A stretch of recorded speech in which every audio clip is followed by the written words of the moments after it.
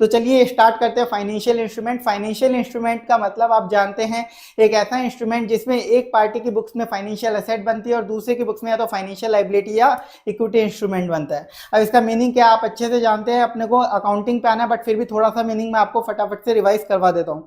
देखिए, financial asset आपका कोई भी कैश बैंक बैलेंस रखा है या आपने किसी की बुक्स में, किसी के सामने वाले के इक्विटी शेयर्स में आपने इन्वेस्टमेंट किया, किसी सामने वाले के डिबेंचर्स, प्रेफरेंस शेयर्स, किसी भी चीज में आपने इन्वेस्टमेंट किया है, तो वो आपकी फाइनेंशियल एसेट है, क्योंकि वहां से आपको कॉन्ट्रेक्चुअल राइट मिलने वाला है कैश रिसीव करने का या कोई अदर इक्विटी इंस्ट्रूमेंट रिसीव करने का। अगर आपका पोटेंशियली फेवरेबल डेरिवेटिव कॉन्ट्रैक्ट है तो वो भी फाइनेंशियल एसेट होता है। अब देखिए, फाइनेंशियल लायबिलिटी एक ऐसी लायबिलिटी होती है जिसमें आपके पार्ट पे ऑब्लिगेशन होती है कैश डिलीवर करने की। इसका एग्जांपल है redeemable debenture, redeemable preference share, आपका कोई भी लोन आपने लिया हुआ है, क्रेडिटर्स, ये सब आपके फाइनेंशियल लायबिलिटी होती है। अगर कोई डेरिवेटिव कॉन्ट्रैक्ट है अनफेवरेबल है आपके लिए तो वो भी फाइनेंशियल लायबिलिटी होता है। अगर आपने किसी को प्रॉमिस किया कि मैं आपको मेरी कंपनी के इक्विटी शेयर्स इशू कर दूंगा, लेकिन कितने इक्विटी शेयर इशू करूंगा ऐसा नहीं बताया, variable number of equity shares है, तो आपको वो फाइनेंशियल लायबिलिटी की तरह ट्रीट करके उसकी अकाउंटिंग करनी होती है। इसके बाद इक्विटी इंस्ट्रूमेंट यानी जो रेजिडुअल इंटरेस्ट बचता है कंपनी में, उन लोगों को हम इक्विटी इंस्ट्रूमेंट बोलते हैं, जनरली इक्विटी शेयर्स, जो जनरल इक्विटी शेयर्स होते हैं कंपनी के। इसके अलावा अगर मैंने किसी के साथ कॉन्ट्रैक्ट किया और उसको मैंने बोला है कि मैं आपको 1 साल बाद, 2 साल बाद मेरी कंपनी के 1000 इक्विटी शेयर्स इशू कर दूंगा, यानी fix number of equity share issue करने का मैंने कॉन्ट्रैक्ट किया है मेरी कंपनी के, तो वो भी मेरा इक्विटी इंस्ट्रूमेंट के क्लासिफिकेशन में आ जाएगा। ये इनकी कुछ डेफिनेशंस है। अब देखिए, अगर कोई स्टैट्यूटरी राइट या ऑब्लिगेशन होती है कैश रिसीव या डिलीवर करने की, तो वो फाइनेंशियल एसेट लायबिलिटी नहीं होती है, जैसे इनकम टैक्स एक्ट के अंदर जो आपका इनकम टैक्स की लायबिलिटी और रिफंड होता है। इसके बाद अगर एंटिटी कोई प्रेफरेंस शेयर से पैसा उठाती है या डिबेंचर इशू करके पैसा उठाती है या लोन पे पैसा लेती है, तो उस केस में आपको उसे फाइनेंशियल लायबिलिटी या इक्विटी इंस्ट्रूमेंट क्लासिफाई करना होता है। वहां पे सबसे ज्यादा गलती होती है और उसी के बेस पे आपके क्वेश्चन सॉल्व होते हैं, तो उसमें आप ध्यान से देख लीजिए उस केस में आप किस तरीके से क्या सॉल्व करने वाले हैं। देखिए, अगर आपने कोई डिबेंचर, प्रेफरेंस शेयर या लोन से पैसा उठाया है तो उसमें आपको उसका फीचर देखना पड़ेगा, उसके अंदर किस तरीके का नेचर है। आप सबसे पहले उसमें जो पे होने वाले कैश फ्लोज है रेगुलर वो देखिए, यानी उस पर इंटरेस्ट या डिविडेंड जो भी आप पे करोगे, अगर आप उस बोरिंग पे जो भी इंटरेस्ट या डिविडेंड पे करोगे वो अगर मैंडेटरी है, आपको पे करना ही करना पड़ेगा, तो उसे आप फाइनेंशियल लायबिलिटी मानोगे, वो लोन नेचर को रिफ्लेक्ट कर रहा है। और अगर वो डिस्क्रेशनरी है, मेरी चॉइस पे, मैं चाहूँ तो आपको पे करूंगा इंटरेस्ट या डिविडेंड, तो यानी वो इक्विटी नेचर का है, इक्विटी इंस्ट्रूमेंट क्लासिफाई हो जाएगा। दूसरी चीज, फिर आप उस बोरोइंग के दूसरे रिडीमेबल और इररिडीमेबल वाले नेचर को देखोगे कि जो प्रिंसिपल अमाउंट है वो क्या रिडीम करा जाएगा कैश में या कभी रिडीम होने वाला ही नहीं है। तो अगर वो रिडीम करा जाएगा इन फ्यूचर तो वो फाइनेंशियल लायबिलिटी है, और अगर रिडीम नहीं होगा तो वो जो आपका प्रिंसिपल अमाउंट होगा वो आपका इक्विटी इंस्ट्रूमेंट है, ना कि फाइनेंशियल लायबिलिटी। इसके बाद आप देखिए, वो बोरोइंग जो है वो उसको आप इक्विटी शेयर्स में कन्वर्ट करने वाले हो क्या। मैंने सामने वाले को बोला कि ये जो बोरोइंग मैं आपसे ले रहा हूँ, पैसा ले रहा हूँ, इसको फ्यूचर में मैं मेरे इक्विटी शेयर्स में कन्वर्ट कर दूंगा मेरी कंपनी के। तो आपको देखना है, मैंने सामने वाले को अगर variable number of equity share promise करे हैं, इक्विटी शेयर्स के नंबर नहीं बताए हैं, वेरिएबल रखा है, तो वो मेरी फाइनेंशियल लायबिलिटी। लेकिन अगर मैंने fix number of equity shares बता दिए सामने वाले को कि मेरी कंपनी के 1000 इक्विटी शेयर्स में इस बोरोइंग को कन्वर्ट कर दूंगा, तो उस केस में आपको देखना पड़ेगा कि जो आप कन्वर्जन करने वाले वो कंपलसरी करोगे कि ऑप्शन दिया हुआ है। तो अगर कंपलसरी है कि मैं कंपलसरी उस बोरोइंग को कन्वर्ट करूंगा मेरे इक्विटी शेयर्स में फिक्स नंबर में, तो वो फिर मेरे लिए इक्विटी इंस्ट्रूमेंट हो जाएगा। लेकिन अगर ऑप्शनल कन्वर्जन है, तो अगर ऑप्शन मेरे पास एंटिटी के पास है तो आप बोलोगे इक्विटी इंस्ट्रूमेंट, क्योंकि कोई ऑब्लिगेशन है ही नहीं मेरे पास कैश देने की, क्योंकि ऑप्शन मेरे पास है। लेकिन अगर ऑप्शन सामने वाले के पास है, होल्डर के पास ऑप्शन है कि वो चाहे तो मेरे से कैश मांग ले और चाहे तो इक्विटी शेयर्स में कन्वर्ट करा ले, तो इस केस में मेरे पार्ट पे ऑब्लिगेशन आ सकती है कैश देने की, इसलिए कंपाउंड फाइनेंशियल इंस्ट्रूमेंट में आएगा। ये सबसे इंपॉर्टेंट चीज है जिसमें सबसे ज्यादा गलती होती है, और ये गलती होने से पूरा इस चैप्टर का क्वेश्चन आपका गलत हो जाता है एग्जाम में, जो 10-15 मार्क्स का क्वेश्चन आता है। तो ये आपको ध्यान से देख के करना रहेगा। अगर एग्जाम में देखो, अब मैं आपको बता देता हूँ इसमें भी क्या होता है, कंपलसरी कन्वर्टिबल या ऑप्शनली कन्वर्टिबल, इसमें भी कोई क्लैरिफिकेशन नहीं होता कई बार क्वेश्चन में कि कन्वर्टिबल जो होंगे इक्विटी शेयर्स में कन्वर्जन हम करेंगे वो ऑप्शनल है कि कंपलसरी है। तो आप हमेशा ध्यान रखना, अगर कुछ नहीं बोला ना तो आप ऑप्शनल मानोगे, कुछ नहीं बोला तो आप ऑप्शनल कन्वर्जन मानोगे, और ऑप्शनल भी किसके हाथ में है, होल्डर के हाथ में। ये असम्पशन आपको लेनी होती है आईसीआई के क्वेश्चन में। कुछ नहीं बोला तो आप मानोगे कन्वर्जन ऑप्शनल है, वो भी होल्डर के पास है ऑप्शन। और अगर कंपलसरी होगा तो क्वेश्चन में क्लियरली लिखेगा कंपलसरी कन्वर्जन। ये असम्पशन है, आपको सभी क्वेश्चन में ये लगानी है। इसके बाद देखिए, अगर किसी भी इंस्ट्रूमेंट में फाइनेंशियल लायबिलिटी और इक्विटी इंस्ट्रूमेंट दोनों का फीचर मिक्स होगा तो उसे आप कंपाउंड बोलोगे, और उसके अकॉर्डिंग अपन अकाउंटिंग करते हैं। अब एक और एग्जाम में गलती होती है हमारे से जल्दबाजी में, वो गलती ध्यान रख लीजिए आप। क्या गलती होती है उसमें, क्या होता है, हम मान लीजिए अगर लोन लेते हैं किसी से, तो जो लोन लेते हैं वो फाइनेंशियल लायबिलिटी या इक्विटी इंस्ट्रूमेंट या कंपाउंड हो सकता है। लेकिन अगर आपने किसी को लोन दिया है, किसी के इक्विटी शेयर डिबेंचर्स वगैरह में आपने इन्वेस्टमेंट किया है, यानी आपके लिए अगर फाइनेंशियल एसेट है ना, तो उसमें कंपाउंड का कंसेप्ट कभी नहीं लगता। हम एग्जाम में जल्दबाजी में फाइनेंशियल एसेट होगी उसमें भी कंपाउंड ढूंढने लग जाते हैं और क्वेश्चन गलत करते हैं। फाइनेंशियल एसेट है तो उधर कंपाउंड की बात ही नहीं है। अगर लाइबिलिटी या इक्विटी इंस्ट्रूमेंट है तो कंपाउंड की बात होगी कि कंपाउंड है या नहीं है इसके अंदर। अब इसके बाद आ जाइए आप, मेन टॉपिक है आपका अकाउंटिंग कैसे करेंगे। देखिए अमोर्टाइज्ड कॉस्ट मेथड, 3 मेथड होते हैं इस चैप्टर के अंदर अपने पास, अमोर्टाइज्ड कॉस्ट मेथड, एफवीटीपीएल और एफवीटीओसीआई। तो सबसे पहले है अमोर्टाइज्ड कॉस्ट मेथड, सबसे इंपॉर्टेंट टॉपिक है और इस पे क्वेश्चन आने के पूरे चांसेस हैं, ये मैं आपको पढ़ा रहा हूँ। अमोर्टाइज्ड कॉस्ट मेथड से आप अकाउंटिंग कैसे करोगे अपनी फाइनेंशियल एसेट या फाइनेंशियल लायबिलिटी की। देखिए अमोर्टाइज्ड कॉस्ट मेथड में आप इनिशियली अपनी फाइनेंशियल एसेट या लायबिलिटी को फेयर वैल्यू पे रिकॉर्ड करते हो और फेयर वैल्यू में कुछ ट्रांजेक्शन कॉस्ट अगर दे रखी है तो उसका एडजस्टमेंट अपन करते हैं। फेयर वैल्यू पता कर लो और फिर ट्रांजेक्शन कॉस्ट है तो उसका एडजस्टमेंट करेंगे। वो कैसे करेंगे देखिए, अब आपको सबसे पहले फेयर वैल्यू पता करनी है आपकी फाइनेंशियल एसेट या लायबिलिटी की। तो आपको देखना पड़ेगा कि जो ट्रांजेक्शन क्वेश्चन में दिया हुआ है वो मार्केट टर्म्स पे है कि ऑफ मार्केट टर्म्स पे है। अगर ट्रांजैक्शन मार्केट टर्म्स पे है, क्वेश्चन में जो दिया हुआ ट्रांजैक्शन अगर वो मार्केट टर्म्स पे है, तो जो आपको इनिशियली लायबिलिटी में अमाउंट रिसीव हुआ होगा और फाइनेंशियल एसेट होगी तो अमाउंट पे किया होगा, उसी अमाउंट को आप फेयर वैल्यू ट्रीट कर लोगे। जो अमाउंट आपको रिसीव हुआ है या फिर जो आपने पे किया उसे ही फेयर वैल्यू मान लेना। और अगर ट्रांजैक्शन ऑफ मार्केट टर्म पे है, मार्केट टर्म पे नहीं है, तो आप क्या करो, उस पर्टिकुलर फाइनेंशियल एसेट या लायबिलिटी से फ्यूचर में होने वाले कैश फ्लोज को डिस्काउंट कर लो, पीवी कर लो मार्केट रेट से, उसको आप पीवी कर लो मार्केट रेट से, तो आपको फेयर वैल्यू मिल जाएगी। तो आपको क्वेश्चन में पता करना है ट्रांजैक्शन एट मार्केट टर्म्स है या ऑफ मार्केट। अब पता कैसे चलेगा, अब उसका सबसे सिंपल सा तरीका है, आपको पता कैसे चलने वाला है कि क्वेश्चन में जो ट्रांजैक्शन है मार्केट टर्म्स पे है कि ऑफ मार्केट। तो उसके लिए आपको देखना है मार्केट टर्म्स का ट्रांजैक्शन पता करने का सिंपल सा तरीका, अगर क्वेश्चन में आपको ईआईआर दे रखी है, सिर्फ ईआईआर इफेक्टिव इंटरेस्ट रेट दे रखी है, सिर्फ इफेक्टिव इंटरेस्ट रेट दे रखी है, मार्केट इंटरेस्ट रेट नहीं दे रखी, तो समझ जाना मार्केट टर्म्स पे आप डायरेक्टली अमाउंट रिसीव या पेड जो भी है उसे ही फेयर वैल्यू मान लो। लेकिन अगर ट्रांजैक्शन ऑफ मार्केट टर्म पे है तो क्वेश्चन में आपको मार्केट इंटरेस्ट रेट दे रखी होगी, सिमिलर इंस्ट्रूमेंट पे क्या मार्केट में इंटरेस्ट रेट चल रही है वो बता रखी होगी, तो समझ जाना ऑफ मार्केट है। इस केस में आपको फ्यूचर के कैश फ्लो पता करने हैं इंस्ट्रूमेंट के और उन्हें इस मार्केट इंटरेस्ट रेट से पीवी कर लेना, वो आपकी फेयर वैल्यू होगी। ये आप काम करोगे, ठीक है। फेयर वैल्यू पे आप पता कर लोगे। फेयर वैल्यू पता करने के बाद उसमें आपको ट्रांजैक्शन कॉस्ट का एडजस्टमेंट करना होता है। ट्रांजैक्शन कॉस्ट का आप एडजस्टमेंट किस तरीके से करते हो, देखिए अगर फाइनेंशियल एसेट है तो ट्रांजैक्शन कॉस्ट आपको ऐड करनी है, और अगर फाइनेंशियल लायबिलिटी है तो उसमें से ट्रांजैक्शन कॉस्ट लेस करनी है। फेयर वैल्यू पता करना सिखा दिया। अब आपको क्वेश्चन में अगर ट्रांजैक्शन कॉस्ट दे रखी हो ना, तो असेट हो तो उसमें ऐड कर देना और लायबिलिटी हो तो ट्रांजैक्शन कॉस्ट उसमें से लेस कर देना, ये आपको ध्यान रखना है। अब देखिए आप क्या करोगे, एक बार आपने fair value with adjustment of transaction cost transaction को रिकॉर्ड कर लिया। अब उसे रिकॉर्ड कर लिया तो आप एंट्री क्या पास करोगे, देखो फाइनेंशियल एसेट के केस में फाइनेंशियल एसेट टू बैंक और लायबिलिटी के केस में क्या होगी, बैंक टू फाइनेंशियल लायबिलिटी। अब हर साल आपको क्या करना पड़ेगा, इसे फेयर वैल्यू पे रिकॉर्ड किया, कंप्रेस फॉर्म में रिकॉर्ड किया हुआ है, तो इसे खोलना पड़ेगा, अपनी लायबिलिटी को अनवाइंड करना पड़ेगा।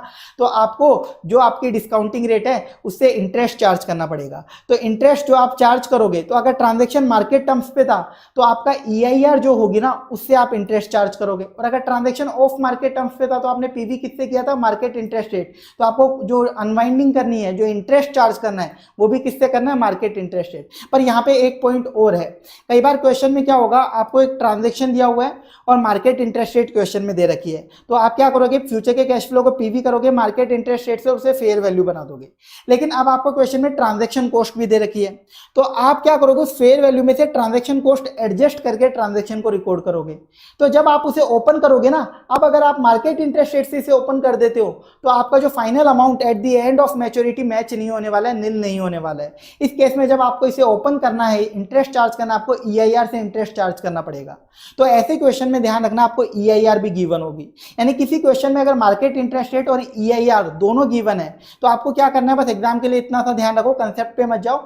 आपको पहले तो मार्केट रेट से पीवी करके फेयर वैल्यू निकालनी है, ट्रांजैक्शन कॉस्ट एडजस्ट करके रिकॉर्ड कर लेना है, और जब इंटरेस्ट वापस ओपन करोगे, इंटरेस्ट चार्ज करोगे, वो ईआईआर से करना। ऐसा काम आपको करना है। तो इसके लिए हम पूरी एक अमोर्टाइजेशन टेबल बनाते हैं इंटरेस्ट चार्ज करने के लिए। तो अगर फाइनेंशियल एसेट होगी तो इंटरेस्ट की इनकम बुक हो जाएगी और फाइनेंशियल लायबिलिटी होगी तो इंटरेस्ट का खर्चा बुक होगा आपका। अमोर्टाइजेशन टेबल 5 कॉलम की टेबल बनती है, इसे रट लेना, बहुत सारे चैप्टर में ये आपके काम में आती है, याद करके जाना।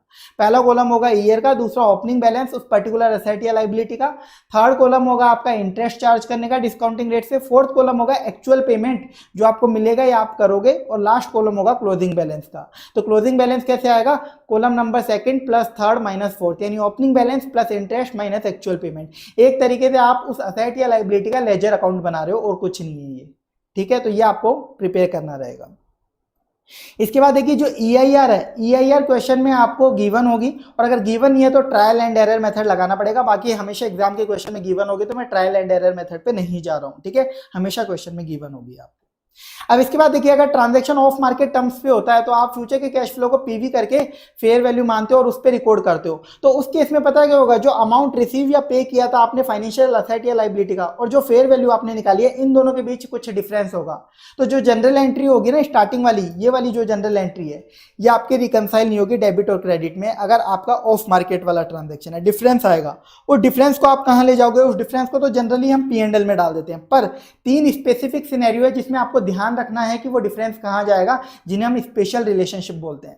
पहला सिनेरियो है एम्प्लॉयर और एम्प्लॉय का, यानी अगर मैं एक एम्प्लॉयर हूं, मैं एक कंपनी हूं, मैंने अपने एम्प्लॉय को लोन दिया कंसेशनल रेट पे, यानी मार्केट में 10% इंटरेस्ट रेट है, मैंने उसे 5% पे दिया, तो यानी ये ऑफ मार्केट ट्रांजेक्शन है, मैं इसे फेयर वैल्यू पे रिकॉर्ड करूंगा। तो जो इनिशियल एंट्री में जो डिफरेंस आएगा ना, उसे मैं कहां दिखाऊंगा, प्रीपेड स्टाफ कॉस्ट में, प्रीपेड स्टाफ कॉस्ट के नाम से दिखाऊंगा, और over the period of loan उसे P&L में ट्रांसफर करता रहूंगा। दूसरा सिनेरियो होता है लेसर लेसी का, मैं एक लेसर कंपनी हूं, किसी एसेट को मैंने लीज पे दिया सामने वाले लेसी को। तो अब इस केस में मान लीजिए मैंने उसको लीज पर दिया, तो जो असेट में लीज पर दूंगा तो उसके लिए जो लेसी है वो एक सिक्योरिटी डिपॉजिट जमा कराता है, उसके लिए जो लेसी है एक सिक्योरिटी डिपॉजिट जमा कराता है लेसर के पास, सिक्योरिटी डिपॉजिट जमा कराता है, तो वो एक तरीके से लोन का काम करता है उस पर, क्योंकि इंटरेस्ट तो मिलना नहीं है लेसी को, लेकिन मार्केट में तो इंटरेस्ट रेट है, तो फेयर वैल्यू का और जो इनिशियल अमाउंट है उसमें डिफरेंस आएगा, और डिफरेंस आएगा तो लेसी कहाँ रिकॉर्ड करेगा, ROU एसेट के नाम से रिकॉर्ड करेगा, और over the period depreciation charge कर देगा, यानी एक तरीके से ओवर द पीरियड आप अमोर्टाइज कर दोगे इसे भी। इसके अलावा जो सबसे इंपॉर्टेंट केस होता है इसमें पेरेंट सब्सिडरी वाला होता है, वो ध्यान रखना है, स्पेशल रिलेशनशिप। अगर पेरेंट कंपनी ने अपनी सब्सिडरी कंपनी को लोन दिया है, पेरेंट ने अगर सब्सिडरी कंपनी को लोन दिया है, तो हो सकता है वो मार्केट रेट से कम रेट पे लोन दिया हो, तो मार्केट रेट से हम पीवी करके फेयर वैल्यू निकालेंगे और इनिशियल एंट्री में डिफरेंस आएगा। तो पेरेंट कंपनी जो है ना, उसके जो डिफरेंस आएगा वो डेबिट साइड में आएगा, और वो मान लेगा कि मैंने सब्सिडरी में इन्वेस्टमेंट किया है उस डिफरेंस अमाउंट को। और सब्सिडरी की बुक्स में जब वो अकाउंटिंग करेगी सब्सिडरी इसी लोन की, तो सब्सिडरी की बुक्स में क्रेडिट साइड में डिफरेंस आएगा, और वो इसे दिखा देगा इक्विटी के नाम से कि मुझे पेरेंट ने इक्विटी कंट्रीब्यूट कर दी, इक्विटी के नाम से पैसा दे दिया, ऐसा दिखाएगा उस डिफरेंस अमाउंट को, ठीक है। और ये इन्वेस्टमेंट और इक्विटी का जो ट्रीटमेंट है, ये आप रेस्पेक्टिव इंड AS 27 और 110 के अकॉर्डिंग करते हो, यानी इसमें कोई अमोर्टाइजेशन जैसा कुछ नहीं करना। दूसरा सिनेरियो इसमें होता है सब्सिडरी कंपनी ने अगर पेरेंट को लोन दिया है, सब्सिडरी ने अगर पेरेंट को लोन दिया है, तो उस केस में सब्सिडरी की बुक्स में जो डिफरेंस आएगा वो डेबिट साइड में आएगा, वो बोलेगा डिविडेंड डिस्ट्रीब्यूशन किया है। और पेरेंट अगर अपनी बुक्स में अकाउंटिंग करेगा तो इसकी बुक्स में क्रेडिट साइड में डिफरेंस आएगा, और ये बोलेगा मेरे को डिविडेंड की इनकम मिली है, और ये जो आइटम है डिविडेंड वाला, ये रिटेन्ड अर्निंग्स में चला जाता है, ठीक है। तो हम क्वेश्चन से देख लेंगे एक बार, मैं आपको मार्क भी क्वेश्चन भी दिखा दूंगा, इसका इंपॉर्टेंट है वो। यहाँ पे एक एग्जाम्पल मैंने लिया था, तो ये एग्जाम्पल के अलावा मैं डायरेक्टली आपको क्वेश्चन ही करवा दूंगा, एग्जाम्पल से मतलब नहीं है, अपन क्वेश्चन ही देख लेते हैं। देखिए प्रैक्टिकल क्वेश्चंस के आप स्टेप्स किस तरीके से प्रैक्टिकल क्वेश्चन एग्जाम में आपको सॉल्व करने हैं, आप स्टेप वाइज प्रोसीजर लगाना। सबसे पहले तो आप अपनी फाइनेंशियल एसेट या लायबिलिटी जो भी है उसकी फेयर वैल्यू पता कर लेना, फिर अगर कोई ट्रांजैक्शन कॉस्ट आपको दी हुई है तो वो उसमें एडजस्ट कर देना, असेट है तो ऐड कर दोगे और लायबिलिटी है तो लेस कर दोगे। थर्ड स्टेप में आप अमोर्टाइजेशन टेबल बना देना, और लास्ट स्टेप में अगर जनरल एंट्री क्वेश्चन में पूछिए तो वो पास करनी है, अगर नहीं पूछी तो पास नहीं करनी है। जनरल एंट्री का स्टूडेंट्स को डाउट आता है आप लोगों को कि क्या करना है एग्जाम में, पास करनी है नहीं करनी, तो क्वेश्चन में स्पेसिफिकली बोले जनरल एंट्री पास करो तो ही करना, अदरवाइज नहीं करनी। तो ये आपका था अमोर्टाइज्ड कॉस्ट मेथड। एक बार मैं इसके रिलेटेड कुछ इंपॉर्टेंट क्वेश्चन जो मोस्ट इंपॉर्टेंट मुझे लगते हैं वो मैं आपको बता देता हूं, और उसको फिर अपन रिवाइज भी कर लेते हैं उन क्वेश्चन को सॉल्व करके।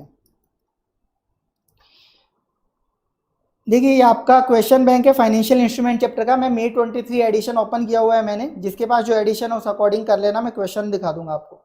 देखो ये वाला जो क्वेश्चन है ये मोस्ट इंपॉर्टेंट की कैटेगरी में है, ये वाला जो क्वेश्चन है, तो इस क्वेश्चन को मैं आपको रिवाइज करा देता हूं और उसके बाद आपका ये टॉपिक भी क्लियर हो जाएगा।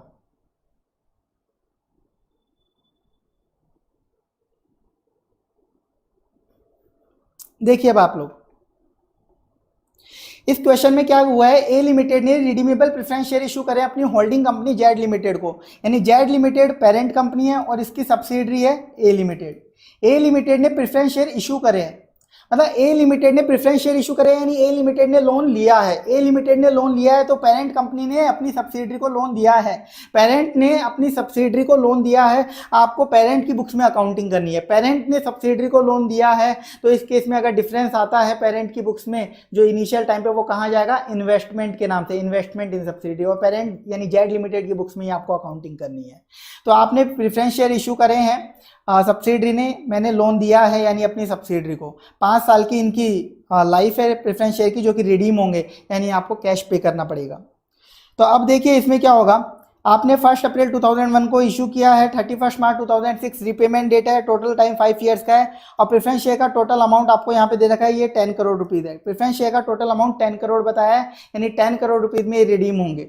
इसके बाद मार्केट इंटरेस्ट रेट बता रखी है 12% और प्रेजेंट वैल्यू फैक्टर दे रखा है। डिविडेंड रेट देखो इस क्वेश्चन में 0.0001% दे रखी है, यानी इतना कम डिविडेंड बताया। अगर आप ये निकालोगे ना 10 करोड़ का इतना परसेंट, तो कोई 100-200 रुपये आएगा, तो वो इममटीरियल अमाउंट है, तो इसे कंप्लीटली अपन ने क्वेश्चन सॉल्विंग में इग्नोर किया है आईसीआई ने, और अपन भी इसे इग्नोर करके आएंगे। ठीक है, इममटीरियल है, 100-200 रुपए की क्या अकाउंटिंग करना जब 10 करोड़ की अकाउंटिंग हो रही है, तो डिविडेंड को कंप्लीटली इग्नोर कर दो। अब ये आपका सिंपल सी बात है, अमोर्टाइज्ड कॉस्ट मेथड से ये सॉल्व होने वाला है। आपको क्या करना है, मार्केट इंटरेस्ट रेट दे रखी है यानी ऑफ मार्केट है, मार्केट इंटरेस्ट रेट दे रखी है, तो ऑफ मार्केट आपको फ्यूचर के कैश फ्लो को पीवी कर लेना है। अब फ्यूचर में देखो मैं हूं होल्डिंग कंपनी, मैंने क्या किया, प्रेफरेंस शेयर में इन्वेस्टमेंट किया सामने वाले के, उसको एक तरीके से लोन दिया, तो मुझे फ्यूचर में क्या मिलेगा, इन्वेस्टमेंट रिकवर होगा वापस मेरा। तो देखो ओवर द पीरियड एक तो डिविडेंड मिलने वाला था जो कि इममटीरियल था, तो उसे तो इग्नोर कर देंगे। 5th ईयर के एंड में डायरेक्टली मुझे प्रिंसिपल अमाउंट मुझे वापस मिल जाएगा 10 करोड़ का, तो 5th ईयर का मेरा कैश फ्लो होगा। तो इसका देखो सॉल्यूशन कैसे होगा, 5th ईयर के कैश फ्लो का आप पीवी कर लोगे। ये अपना सॉल्यूशन था, देखो मैं क्लास वाला सॉल्यूशन ही इसमें रेफर कर लेता हूं एक बार, जो अपन ने क्लास में देखा था। तो अपन ने देखो 5th ईयर में मेरे को 10 करोड़ मुझे वापस मिलेंगे, क्योंकि मेरा इन्वेस्टमेंट खत्म हो जाएगा और मैंने पीवी कर लिया 12% से, तो फेयर वैल्यू आ गई। कोई ट्रांजैक्शन कॉस्ट क्वेश्चन में बताने रखी थी, तो कोई एडजस्टमेंट नहीं होगा। इसके बाद थर्ड स्टेप होता है हमारा अमोर्टाइजेशन टेबल बनाने का, तो हम अमोर्टाइजेशन टेबल बनाएंगे। अमोर्टाइजेशन टेबल में फर्स्ट ईयर ओपनिंग बैलेंस क्या होगा, जिस पे हमने रिकॉर्ड किया, यानी फेयर वैल्यू। इसके बाद इंटरेस्ट चार्ज करेंगे मार्केट इंटरेस्ट रेट से, ये आपने चार्ज कर दिया, opening balance multiply by interest. Actual payment कुछ होगा नहीं क्योंकि अपन डिविडेंड को इग्नोर कर रहे हैं, इममटीरियल है, तो क्लोजिंग बैलेंस आ जाएगा। ऐसे आप करते जाओगे, लास्ट ईयर में आपका एक्चुअल पेमेंट भी हो जाएगा और क्लोजिंग बैलेंस नील हो जाएगा। जनरल एंट्रीज आपको पास करनी है, तो क्या एंट्री पास होगी, पहली इनिशियल एंट्री देखो क्या होगी, मैंने इन्वेस्टमेंट किया अपनी सब्सिडरी के प्रेफरेंस शेयर में, तो इन्वेस्टमेंट इन प्रेफरेंस शेयर कितना, फेयर वैल्यू पर, तो ये फेयर वैल्यू पे किया। टू बैंक कितना पैसा गया, 10 करोड़ जो एक्चुअल में पेमेंट हुआ, तो एंट्री में डिफरेंस आया। मैंने बोला मार्केट टर्म्स में ऑफ मार्केट होगा तो डिफरेंस आएगा, ऑफ मार्केट होगा तो डिफरेंस आएगा, और डिफरेंस को कहां ले जाओगे, P&L, लेकिन स्पेशल रिलेशनशिप होगी तो स्पेशल अकाउंट में जाएगा। यहाँ पेरेंट ने इन्वेस्टमेंट किया था सब्सिडरी में, यानी पेरेंट ने एक तरीके से सब्सिडरी को लोन दिया है, तो पेरेंट की बुक्स में जो डिफरेंस आएगा वो इन्वेस्टमेंट इन सब्सिडरी के नाम से चला जाएगा। ठीक है, ये चला गया। अब ओवर द पीरियड आप क्या करोगे, जो फाइनेंस इनकम है वो बुक करोगे अपनी फाइनेंशियल एसेट पे। इस टेबल में जो इंटरेस्ट निकाला था ना, फाइनेंस इनकम यानी investment in preference share to finance income, आपने 5 साल तक ये बुक कर ली। 5th ईयर के एंड में आपका प्रिंसिपल आपको वापस मिल जाएगा, तो bank to investment in preference share, खत्म हो गई अकाउंटिंग। सिंपल सा क्वेश्चन था, ये मैंने आपको यहाँ से रिवाइज करवा दिया। ये क्वेश्चन अपना रिवाइज हो चुका है। अब इसके बाद देखिए और क्वेश्चन देखते हैं अपन।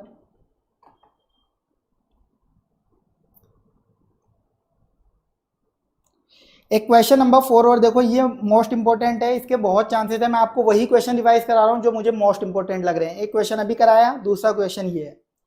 इस क्वेश्चन में क्या हो रहा है, कंपनी जो है अपने स्टाफ को कंसेशनल रेट पे लोन दे रही है। कंपनी अपने स्टाफ को 5% पे लोन दे रही है और मार्केट में इंटरेस्ट रेट चल रही है 10%। जो स्टाफ है वो लोन का रिपेमेंट कैसे करने वाला है, 5 इक्वल इंस्टॉलमेंट्स में देगा प्रिंसिपल अमाउंट, और साथ में हर साल का इंटरेस्ट पे करेगा। हमने अपने स्टाफ को 16 लाख रुपए का लोन दिया। मेरा एक एम्प्लॉय था, उसे मैंने 16 लाख रुपीस का लोन दिया 1 जनवरी 2001 को। तो ये एम्प्लॉय को मैंने 5% पे लोन दिया, मार्केट में 10% रेट चल रही है, मार्केट इंटरेस्ट रेट दे रही है, यानी ऑफ मार्केट है, साफ पता चल रहा है। अब ये लोन का रीपेमेंट जो है मेरा स्टाफ कैसे करेगा, 5 इंस्टॉलमेंट्स में प्रिंसिपल अमाउंट रीपे करेगा मुझे, और इंटरेस्ट हर साल अलग से देता जाएगा। तो मुझे एक्चुअल पेमेंट कितना मिलने वाला है वो भी इस क्वेश्चन में मुझे निकालना पड़ेगा। आगे देखिए, आपको इंडेक्स 109 लगा के जनरल एंट्री पास करनी है, क्वेश्चन सॉल्व करना है। अब देखिए फटाफट इसको अपन सॉल्व किस तरीके से करने वाले हैं। देखिए इसमें सबसे पहले तो अपना काम है एक्चुअल इंस्टॉलमेंट पता कर ले कि मुझे एक्चुअल में स्टाफ से पैसा कितना मिलेगा हर साल, वो तो पता कर लूँ मैं। लोन दिया है तो उस पर पैसा कितना मुझे वापस मिलेगा। तो मैंने देखो सबसे पहले अपने स्टाफ को 16 लाख का लोन दिया, 16 लाख का क्वेश्चन में मेंशन है, उससे मैं एक्चुअल में कितना इंटरेस्ट लेने वाला हूँ, 5%। तो 16 लाख का 5% पहले साल का इंटरेस्ट। अब पहले साल में स्टाफ मुझे लोन कितना वापस करेगा, तो देखो दो चीजें वापस करेगा, एक तो प्रिंसिपल अमाउंट और एक इंटरेस्ट अमाउंट स्टाफ मुझे देगा। प्रिंसिपल अमाउंट कितने टाइम में देगा, ओवर द 5 ईयर्स देगा, हर साल इक्वल अमाउंट, ऐसा क्वेश्चन में लिखा हुआ था। तो 16 लाख का टोटल प्रिंसिपल अमाउंट का लोन था, तो 16 लाख डिवाइडेड बाई 5 करोगे तो फर्स्ट ईयर में प्रिंसिपल कितना वापस आएगा, 3,20,000 का। 3,20,000 का प्रिंसिपल वापस मिलेगा, और आपका ये क्लोजिंग बैलेंस ऑफ लोन हो जाएगा, और साथ में मुझे इंटरेस्ट भी मिलेगा। 3,20,000 का प्रिंसिपल प्लस 80,000 का इंटरेस्ट, तो टोटल मुझे इंस्टॉलमेंट कितनी मिलने वाली है पहले साल में, 4 लाख रुपए की इंस्टॉलमेंट मुझे मिलने वाली है अपने स्टाफ से। क्लोजिंग बैलेंस लोन का कितना बचेगा, तो ओपनिंग बैलेंस प्लस इंटरेस्ट जो मैंने चार्ज किया, माइनस प्रिंसिपल रीपे हुआ है, माइनस इंटरेस्ट भी स्टाफ ने रीपे कर दिया है। क्वेश्चन में लिखा हुआ है हर साल प्रिंसिपल भी रीपे करेगा और इंटरेस्ट भी रीपे करेगा, तो क्लोजिंग बैलेंस इतना बचेगा आपके पास। ऐसे सेकंड ईयर में ये आपका ओपनिंग बैलेंस हो जाएगा, जो फर्स्ट का क्लोजिंग बैलेंस था, इस पे 5% अपन इंटरेस्ट मांगेंगे स्टाफ से, प्रिंसिपल वही 3,20,000 मांगेंगे। तो इस बार एक्चुअल इंस्टॉलमेंट कितनी रिसीव होगी स्टाफ से, इन दोनों का टोटल 384। क्लोजिंग बैलेंस कितना बचेगा, ओपनिंग प्लस इंटरेस्ट माइनस जो एक्चुअल में इंस्टॉलमेंट अपन ने रिसीव करी है स्टाफ से वो। इस तरीके से आप एक्चुअल इंस्टॉलमेंट रिसीव करने वाली निकाल लोगे स्टाफ से, कितना कितना पैसा हर साल आप एक्चुअल में रिसीव करने वाले हो, एक प्रिंसिपल के नाम पे और एक इंटरेस्ट के नाम पे। अब हमें क्या करना है, हमारा जो लोन है वो ऑफ मार्केट वाला है, क्योंकि मार्केट इंटरेस्ट रेट गिवन है, तो हमें इनिशियली किस पे रिकॉर्ड करना पड़ेगा, फेयर वैल्यू पे रिकॉर्ड करना पड़ेगा। फेयर वैल्यू निकाल लो, हर साल कितने कैश फ्लो मिलेंगे, सबसे पहले ये जरूरत थी हमें, इसलिए हमने निकाला था एक्चुअल इंस्टॉलमेंट। ये हमें कैश फ्लो मिलने वाले हैं हर साल, इसकी मार्केट इंटरेस्ट रेट है 10%, तो आपने पीवी कर ली तो फेयर वैल्यू आ गई आपकी इतनी। अब आपको अमोर्टाइजेशन टेबल बनानी है, ट्रांजैक्शन कॉस्ट कुछ थी नहीं क्वेश्चन में। अमोर्टाइजेशन टेबल में आपने ओपनिंग बैलेंस डाला, मार्केट इंटरेस्ट रेट से पीवी किया था, तो उसी से हम इंटरेस्ट खोलेंगे, तो उसी से इंटरेस्ट खोलेंगे और एक्चुअल पेमेंट कॉलम में डालेंगे, तो आपको क्लोजिंग बैलेंस मिलता जाएगा, जो अकाउंटिंग के अकॉर्डिंग अपना बनेगा। अब आपकी अकाउंटिंग कैसे होगी, जब अपन ने लोन दिया तो loan to staff financial asset fair value पे, टू बैंक 16 लाख का लोन दिया, डिफरेंस इन एंट्री कहाँ जाएगा, ये एम्प्लॉयर एम्प्लॉय रिलेशनशिप है तो प्रीपेड स्टाफ कॉस्ट में चला गया, और ओवर द पीरियड ये P&L में ले जाएंगे हम लोन के पीरियड में। अब फर्स्ट ईयर एंड में क्या होगा, हम एक तो फाइनेंस इनकम बुक करेंगे, जो इंटरेस्ट इनकम हमारी यहाँ से बनती है अमोर्टाइजेशन टेबल से, loan to staff to finance income. इसके बाद जो हमारा प्रीपेड स्टाफ कॉस्ट था उसे P&L में ले जाना था ओवर द पीरियड, 5 साल का लोन है तो प्रीपेड स्टाफ कॉस्ट को ओवर द 5 ईयर्स हम P&L में ले जाएंगे, तो स्टाफ कॉस्ट P&L में जाएगी डिवाइड बाय 5 करके। और इसके अलावा फर्स्ट ईयर एंड में एक और चीज होगी, आपको अपने स्टाफ से जो इंस्टॉलमेंट रिसीव होगी उसकी भी तो अकाउंटिंग करोगे, तो bank to loan to staff, आप अपनी एसेट को कम करोगे, बैंक डेबिट करोगे। एक्चुअल पेमेंट कितना कर रहा है फर्स्ट ईयर में, 4 लाख रुपीज का, 320 का प्रिंसिपल और 80,000 का इंटरेस्ट, वो एंट्री कर दी। ऐसे ही अगर आपसे हर ईयर की एंट्री पूछी जाती तो आप कर देते, यहाँ पे 1 साल की पूछी थी अपन ने कर दी। इसी के साथ ये क्वेश्चन का जो सोल्यूशन है वो मैंने आपको पूरा रिवाइज करवा दिया। तो जो भी स्टूडेंट्स क्लास वाले हैं वो तो क्लास वाला सोल्यूशन ही रिवाइज करना जो मैंने आपको लिखवाया था, हर एक क्वेश्चन आपको ऑलरेडी मैंने क्लास में डिटेल में लिखवा के करवाया हुआ है हर चैप्टर में, तो आपको वही रिवाइज करना है। और जो अब यहाँ से रिवाइज कर रहे हैं जिन्होंने क्लास नहीं देख रखी, तो आपको मैंने यहाँ से रिवाइज करवा दिया है, क्वेश्चन स्टेप्स में दे रखा हूँ, तो आप उसके बेसिस पे क्वेश्चन सॉल्व करके आना एग्जाम में, कोई आपको दिक्कत नहीं आने वाली है। और जो क्वेश्चन के सॉल्यूशन मैं देता हूँ वही ICA के स्टेप्स होते हैं, उसी से आपको फुल मार्क्स मिलने वाले हैं। ठीक है, ये चीज़ मैंने आपको पहले भी बता रखी है। ठीक है, तो ये इंपॉर्टेंट क्वेश्चन भी अपन ने कर लिया। इसके अलावा और भी इंपॉर्टेंट क्वेश्चन हैं इस चैप्टर के अंदर अपने पास।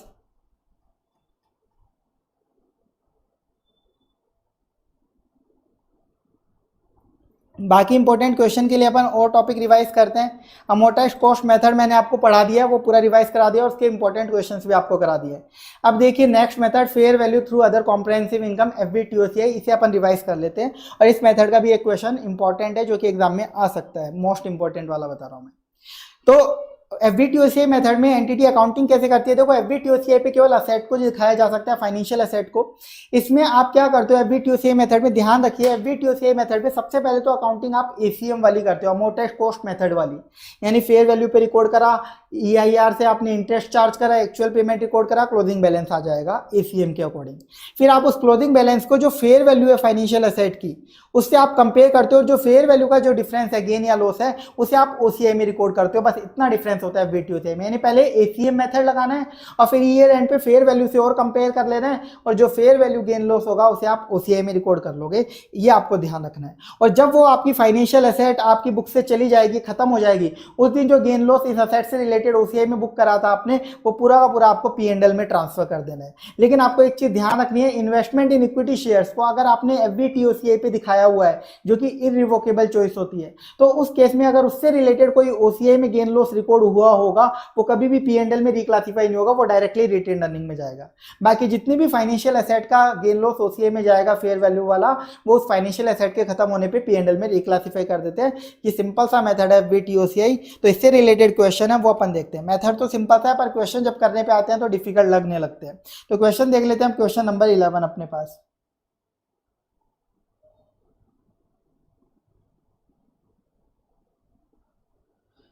देखिए अब question number 11, an Indian entity whose functional currency is rupees purchases USD dominated bond at its fair value of USD 1000.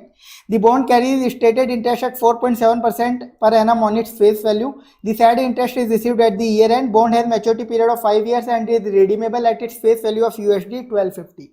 ये आपका मोस्ट इंपॉर्टेंट क्वेश्चन के अंदर है, ये अभी तक एग्जाम में आया नहीं पर आ सकता है, एफवीटीओसीआई का अच्छा क्वेश्चन है। देखिए एक कंपनी है जिसने बॉन्ड इशू करे हैं, सॉरी बॉन्ड परचेज करे हैं, इन्वेस्टमेंट किया है बॉन्ड के अंदर। ये जो बॉन्ड है इनकी फेयर वैल्यू है USD 1000, फेयर वैल्यू बता रखी है, फॉरेन करेंसी में है बॉन्ड, ठीक है, फॉरेन करेंसी के अंदर है, यूएस डॉलर के अंदर है। हमारी फंक्शनल करेंसी तो रुपीज है, यहाँ पे इंडेक्स 21 का भी इफेक्ट आएगा। मैं ये मान के चल रहा हूँ आपने ऑलरेडी सब पढ़ रखा है तो वो भी आता होगा इंडेक्स 21, जो कि मैं आगे रिवाइज कराऊंगा इस मैराथन के अंदर। पर यहाँ पे मैं इसको यूज में लेने वाला हूँ इंडेक्स 21 को, तो उतना यूज में लूंगा जितना मैं मान के चल रहा हूँ आपको आता होगा। देखिए यहाँ पे आपको फेयर वैल्यू बता रखी है, जो इन्वेस्टमेंट आपने किया उसकी $1000 की आज के दिन, इस पे 4.7% इंटरेस्ट आपको मिलेगा फेस वैल्यू का। फेस वैल्यू का 4.7% एक्चुअल में इंटरेस्ट मुझे मिलेगा, और ये इंटरेस्ट ईयर एंड पे मिलेगा। ये बॉन्ड है, इसकी मैच्योरिटी 5 साल की है, और ये जो रिडीम होगा ना ये फेस वैल्यू पे रिडीम होगा, और इसकी फेस वैल्यू पता है कितनी बता रखी है? 1250 इसकी फेस वैल्यू, और इसी पे ये रिडीम होगा, यानी मैच्योरिटी पे मुझे 1250 वापस मिल जाएंगे। अब देखिए fair value of the bond at the end of year 1 is USD 1060। ये बॉन्ड है इसकी fair value at end of year 1, first year के एंड पे 1060 हो गई। आपको एक्सचेंज रेट बता रखी है डेट ऑफ ट्रांजेक्शन की यानी स्टार्टिंग की और ईयर एंड की, 40 रुपीज और 45 rupees. Weighted average exchange rate पूरे साल की बता रखी है 42 रुपीज। इसे आप एफवीटीओसीआई पे दिखा रहे हो, ऐसा क्वेश्चन में यहाँ पे बोला। आपको EIR क्वेश्चन में दे रखी है 10% पर एनम, जो इस बॉन्ड पे आपको अप्लाई करनी है। आपसे पूछा गया है कि पीएनएल में कितना गेन लॉस जाएगा, OCI में कितना गेन लॉस जाएगा ईयर 1 में, और जनरल एंट्री आपको पास करनी है। अब देखिए इसका सोल्यूशन आप किस तरीके से करोगे, मैं आपको डायरेक्टली सोल्यूशन फटाफट से बता रहा हूँ, इसमें आप समझ लो। देखो इस क्वेश्चन में आपको कहीं पे भी मार्केट इंटरेस्ट रेट दे नहीं रखी, EIR दे रखी है। मैंने क्या बोला, एफवीटीओसीआई के क्वेश्चन में भी पहले ACM लगाना पड़ेगा, तो पहले ACM के अकॉर्डिंग सोचो। EIR दे रखी है तो मार्केट टर्म्स पे है, तो यानी जो आपको वैल्यू स्टार्टिंग में बता रखी है वही फेयर वैल्यू और उसी पे रिकॉर्ड कर लो। इन्होंने खुद ने क्वेश्चन में बोल भी दिया था कि 1000 रुपए का जो हमने इन्वेस्टमेंट किया वही फेयर वैल्यू है, तो हम इसी पे रिकॉर्ड कर लेंगे। तो देखो ईयर 1 में क्या होगा ना, ईयर 1 में आपका ओपनिंग बैलेंस 1000 रुपीज होगा जिसपे आपने इन्वेस्टमेंट किया। ईयर 1 में इसका ओपनिंग बैलेंस कितना होगा, 1000 रुपये होगा जिस पे आप इन्वेस्टमेंट कर रहे हो। जिस फेयर वैल्यू पे आपने इन्वेस्टमेंट करा उसी पे आपने रिकॉर्ड करा, वही मेरा ओपनिंग बैलेंस होगा। अब क्या होगा, इस पे आप इंटरेस्ट चार्ज करोगे। अमोर्टाइज्ड कॉस्ट मेथड क्या बोलते हैं, इंटरेस्ट चार्ज करो EIR से। EIR कितनी है 10%, मैं अमोर्टाइजेशन टेबल बना रहा हूँ। तो अमोर्टाइज्ड कॉस्ट मेथड से आप इंटरेस्ट चार्ज करोगे EIR से, तो ये आएगा 100,000 का 10% 100 आ गया। इसके बाद आप क्या करोगे, एक्चुअल पेमेंट देखोगे। एक्चुअल पेमेंट आपको कितना मिलेगा, जो 4.7% इस बॉन्ड में इंटरेस्ट रेट बता रखी है फेस वैल्यू के ऊपर, फेस वैल्यू देखो इस बॉन्ड की कितनी है, फेस वैल्यू बता रखी है redeemed at its face value of 1250। Face value कितनी है 1250। इस क्वेश्चन में जल्दबाजी में गलती हो जाएगी, 1000 को आप फेस वैल्यू समझ लोगे जबकि ये फेयर वैल्यू है। फेस वैल्यू आगे बता रखी है 1250 की, तो 1250 का 4.7% करोगे, ये होगा 58.75 यानी 59 में राउंड ऑफ में लिख लेता हूँ। ये मुझे एक्चुअल पेमेंट मिलने वाला है, ये मेरे को एक्चुअल पेमेंट मिलेगा। तो आप बताओ क्लोजिंग बैलेंस आपके अकॉर्डिंग कितना होना चाहिए? क्लोजिंग बैलेंस आपके अकॉर्डिंग कितना होना चाहिए sir? Opening balance plus interest minus actual payment, ये मेरा क्लोजिंग बैलेंस होना चाहिए। 1000 plus 100 minus 59। First year and का मेरे अकॉर्डिंग क्लोजिंग बैलेंस होना चाहिए 1041 ये क्लोजिंग बैलेंस होना चाहिए। अब ये जो क्लोजिंग बैलेंस आया ये किसके अंदर आया है? डॉलर में। ये जितने भी ट्रांजेक्शन मैंने डेटा लिखा है सब डॉलर में लिखा है। ओपनिंग बैलेंस भी, इंटरेस्ट भी, एक्चुअल पेमेंट भी, क्लोजिंग बैलेंस भी, सब कुछ मैंने डॉलर में लिखा है, सब कुछ मैंने डॉलर में यहाँ पे डाला है। लेकिन हमारी फंक्शनल करेंसी है रुपीस, तो हमें हमारी बुक्स में फंक्शनल करेंसी में रिकॉर्ड करना पड़ता है। ऐसा इंडेक्स 21 हमें बोलता है, effect of changes in exchange rate. तो इंडेक्स 21 में ये टॉपिक मैं पढ़ाऊंगा, अभी आपको रिवाइज कराऊंगा तो आपका रिवाइज हो जाएगा। बाकी यहाँ पे मैं आपको बता रहा हूँ, इंडेक्स 21 बोलता है आपको जब कन्वर्ट करना है ना अपनी फंक्शनल करेंसी में, तो जिस दिन की जो ट्रांजेक्शन जिस दिन का है उस दिन की एक्सचेंज रेट से आप मल्टीप्लाई करके कन्वर्ट करते जाओ। जो ट्रांजैक्शन जिस दिन का है उस दिन की एक्सचेंज रेट से आप उसे मल्टीप्लाई कर दो और आपको अपना फंक्शनल करेंसी में अमाउंट मिल जाएगा। तो सबसे पहले देखो ओपनिंग बैलेंस जो है, इनिशियल ओपनिंग बैलेंस जब मैंने इन्वेस्टमेंट किया होगा तो किस रेट पे रिकॉर्ड किया होगा? उस दिन की ट्रांजैक्शन डेट पे जो भी रेट थी। तो देखो स्टार्टिंग में बता रखा है exchange rate on transaction date is 40 rupees, 40 rupees बता रखी है ट्रांजैक्शन डेट पे जो एक्सचेंज रेट थी। तो इसे 40 से कन्वर्ट करूंगा तो ये आएगा अमाउंट 40,000। ये कन्वर्टेड अमाउंट लिख रहा हूँ मैं, ठीक है। तो इनिशियल डेट पर मेरे 40 रुपीज़ की एक्सचेंज रेट थी, उससे कन्वर्ट करके रिकॉर्ड कर लिया होगा। उसके बाद देखो मैंने जो इंटरेस्ट चार्ज किया है EIR से, ये इंटरेस्ट क्या होता है? ये बताता है कि हमने ड्यूरिंग द ईयर में कितना इंटरेस्ट चार्ज किया है। ये यही तो डिनोट करता है कि ड्यूरिंग द ईयर हमने जो इस फाइनेंशियल जो हमारी एसेट थी इसको खोला है, जो ये हमारी फाइनेंशियल एसेट थी इसको खोला है तो कौन सी रेट से खोला है वो बताता है। यानी over the year, over the period हमने जो इंटरेस्ट चार्ज किया उसको बताता है। पूरे साल भर का इंटरेस्ट है ये किसको रिफ्लेक्ट कर रहा है? पूरे साल भर के इंटरेस्ट को, यानी पूरे साल भर की रेट चाहिए। पूरे साल भर की रेट आप कहां से निकालोगे? तो इसके लिए हम पूरे साल भर की वेटेड एवरेज रेट ले लेंगे। तो वेटेड एवरेज एक्सचेंज रेट बता रखी है 42, से कन्वर्ट करेंगे तो ये आ गया 4200। इसके बाद देखो एक्चुअल पेमेंट, जो एक्चुअल पेमेंट हुआ है इंटरेस्ट का वो कब हो रहा है? क्वेश्चन में लिखा हुआ है interest is received at the year and, year and पे रिसीव हो रहा है तो ईयर एंड की रेट से कन्वर्ट कर लें। ईयर एंड की रेट क्या है? 45, तो 59 को आप 45 से कन्वर्ट कर लो तो ये आ रहा है 2655। तो अब आप बताओ मेरा क्लोजिंग बैलेंस होना कितना चाहिए? एक बार आप बताओ क्लोजिंग बैलेंस होना कितना चाहिए इनके अकॉर्डिंग? तो 40,000 प्लस 4200 माइनस 2655, तो इसके अकॉर्डिंग मेरा क्लोजिंग बैलेंस आना चाहिए 41545।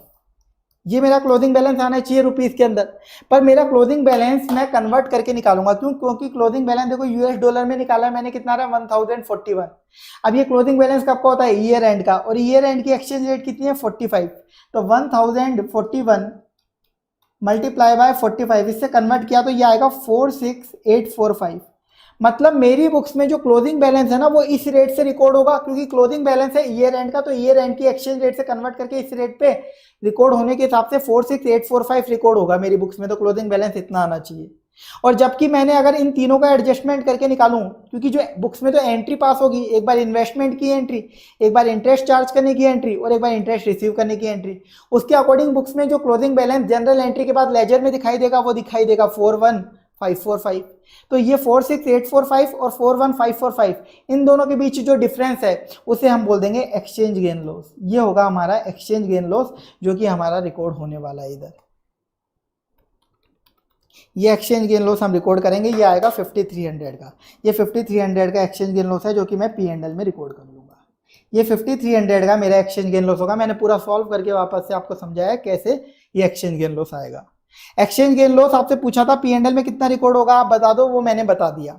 तो अभी तक तो हमने ACM मेथड वाली अकाउंटिंग करी है, ACM मेथड की अकाउंटिंग करी, फिर इंडेक्स 21 अप्लाई करके कन्वर्ट किया और एक्सचेंज गेन लॉस निकाल लिया। लेकिन FVTOCI से अकाउंटिंग करनी है तो ACM का जो क्लोजिंग बैलेंस आता है उसको आपको फेयर वैल्यू से कंपेयर करना है ईयर एंड की, और डिफरेंस को OCI में गेन लॉस ले जाना है। तो अब देखो फेयर वैल्यू कितनी है ईयर एंड पे, आपको क्वेश्चन में दे रखी है क्वेश्चन में बता रखी है fair value of bond at end of first year is $1060। Fair value at end of first year कितनी है? $1060 और हमारा क्लोजिंग बैलेंस कितने $, दिखा रहा था? 1041। तो $1060 पे मुझे दिखाना पड़ेगा क्योंकि FVTOCI पे दिखा रहा हूँ। तो इस 1060 को भी ईयर एंड की क्लोजिंग रेट से मैं कन्वर्ट करूंगा, यानी 45 की रेट से। तो अगर इसे 45 की रेट से कन्वर्ट करूं 1060 इंटू 45 तो ये अमाउंट आएगा 47700। यानी मेरी बुक्स में जो फाइनेंशियल एसेट है वो इतने पे दिखनी चाहिए FVTOCI के अकॉर्डिंग, और दिख कितने पे रही है? 46845, जो क्लोजिंग बैलेंस को मैंने कन्वर्ट किया था। यानी 47700 माइनस 46845, ये डिफरेंस आया 855 का। डिफरेंस कितना आया? 855 का। ये क्यों आया? क्योंकि FVTOCI पे हम फेयर वैल्यू पे दिखाते हैं, यानी फेयर वैल्यू का डिफरेंस है, तो ये है मेरा फेयर वैल्यू गेन। ये क्या है? मेरा फेयर वैल्यू गेन, और ये कहाँ जाएगा? OCI, क्योंकि इस मेथड का नाम ही है fair value through OCI, fair value through OCI।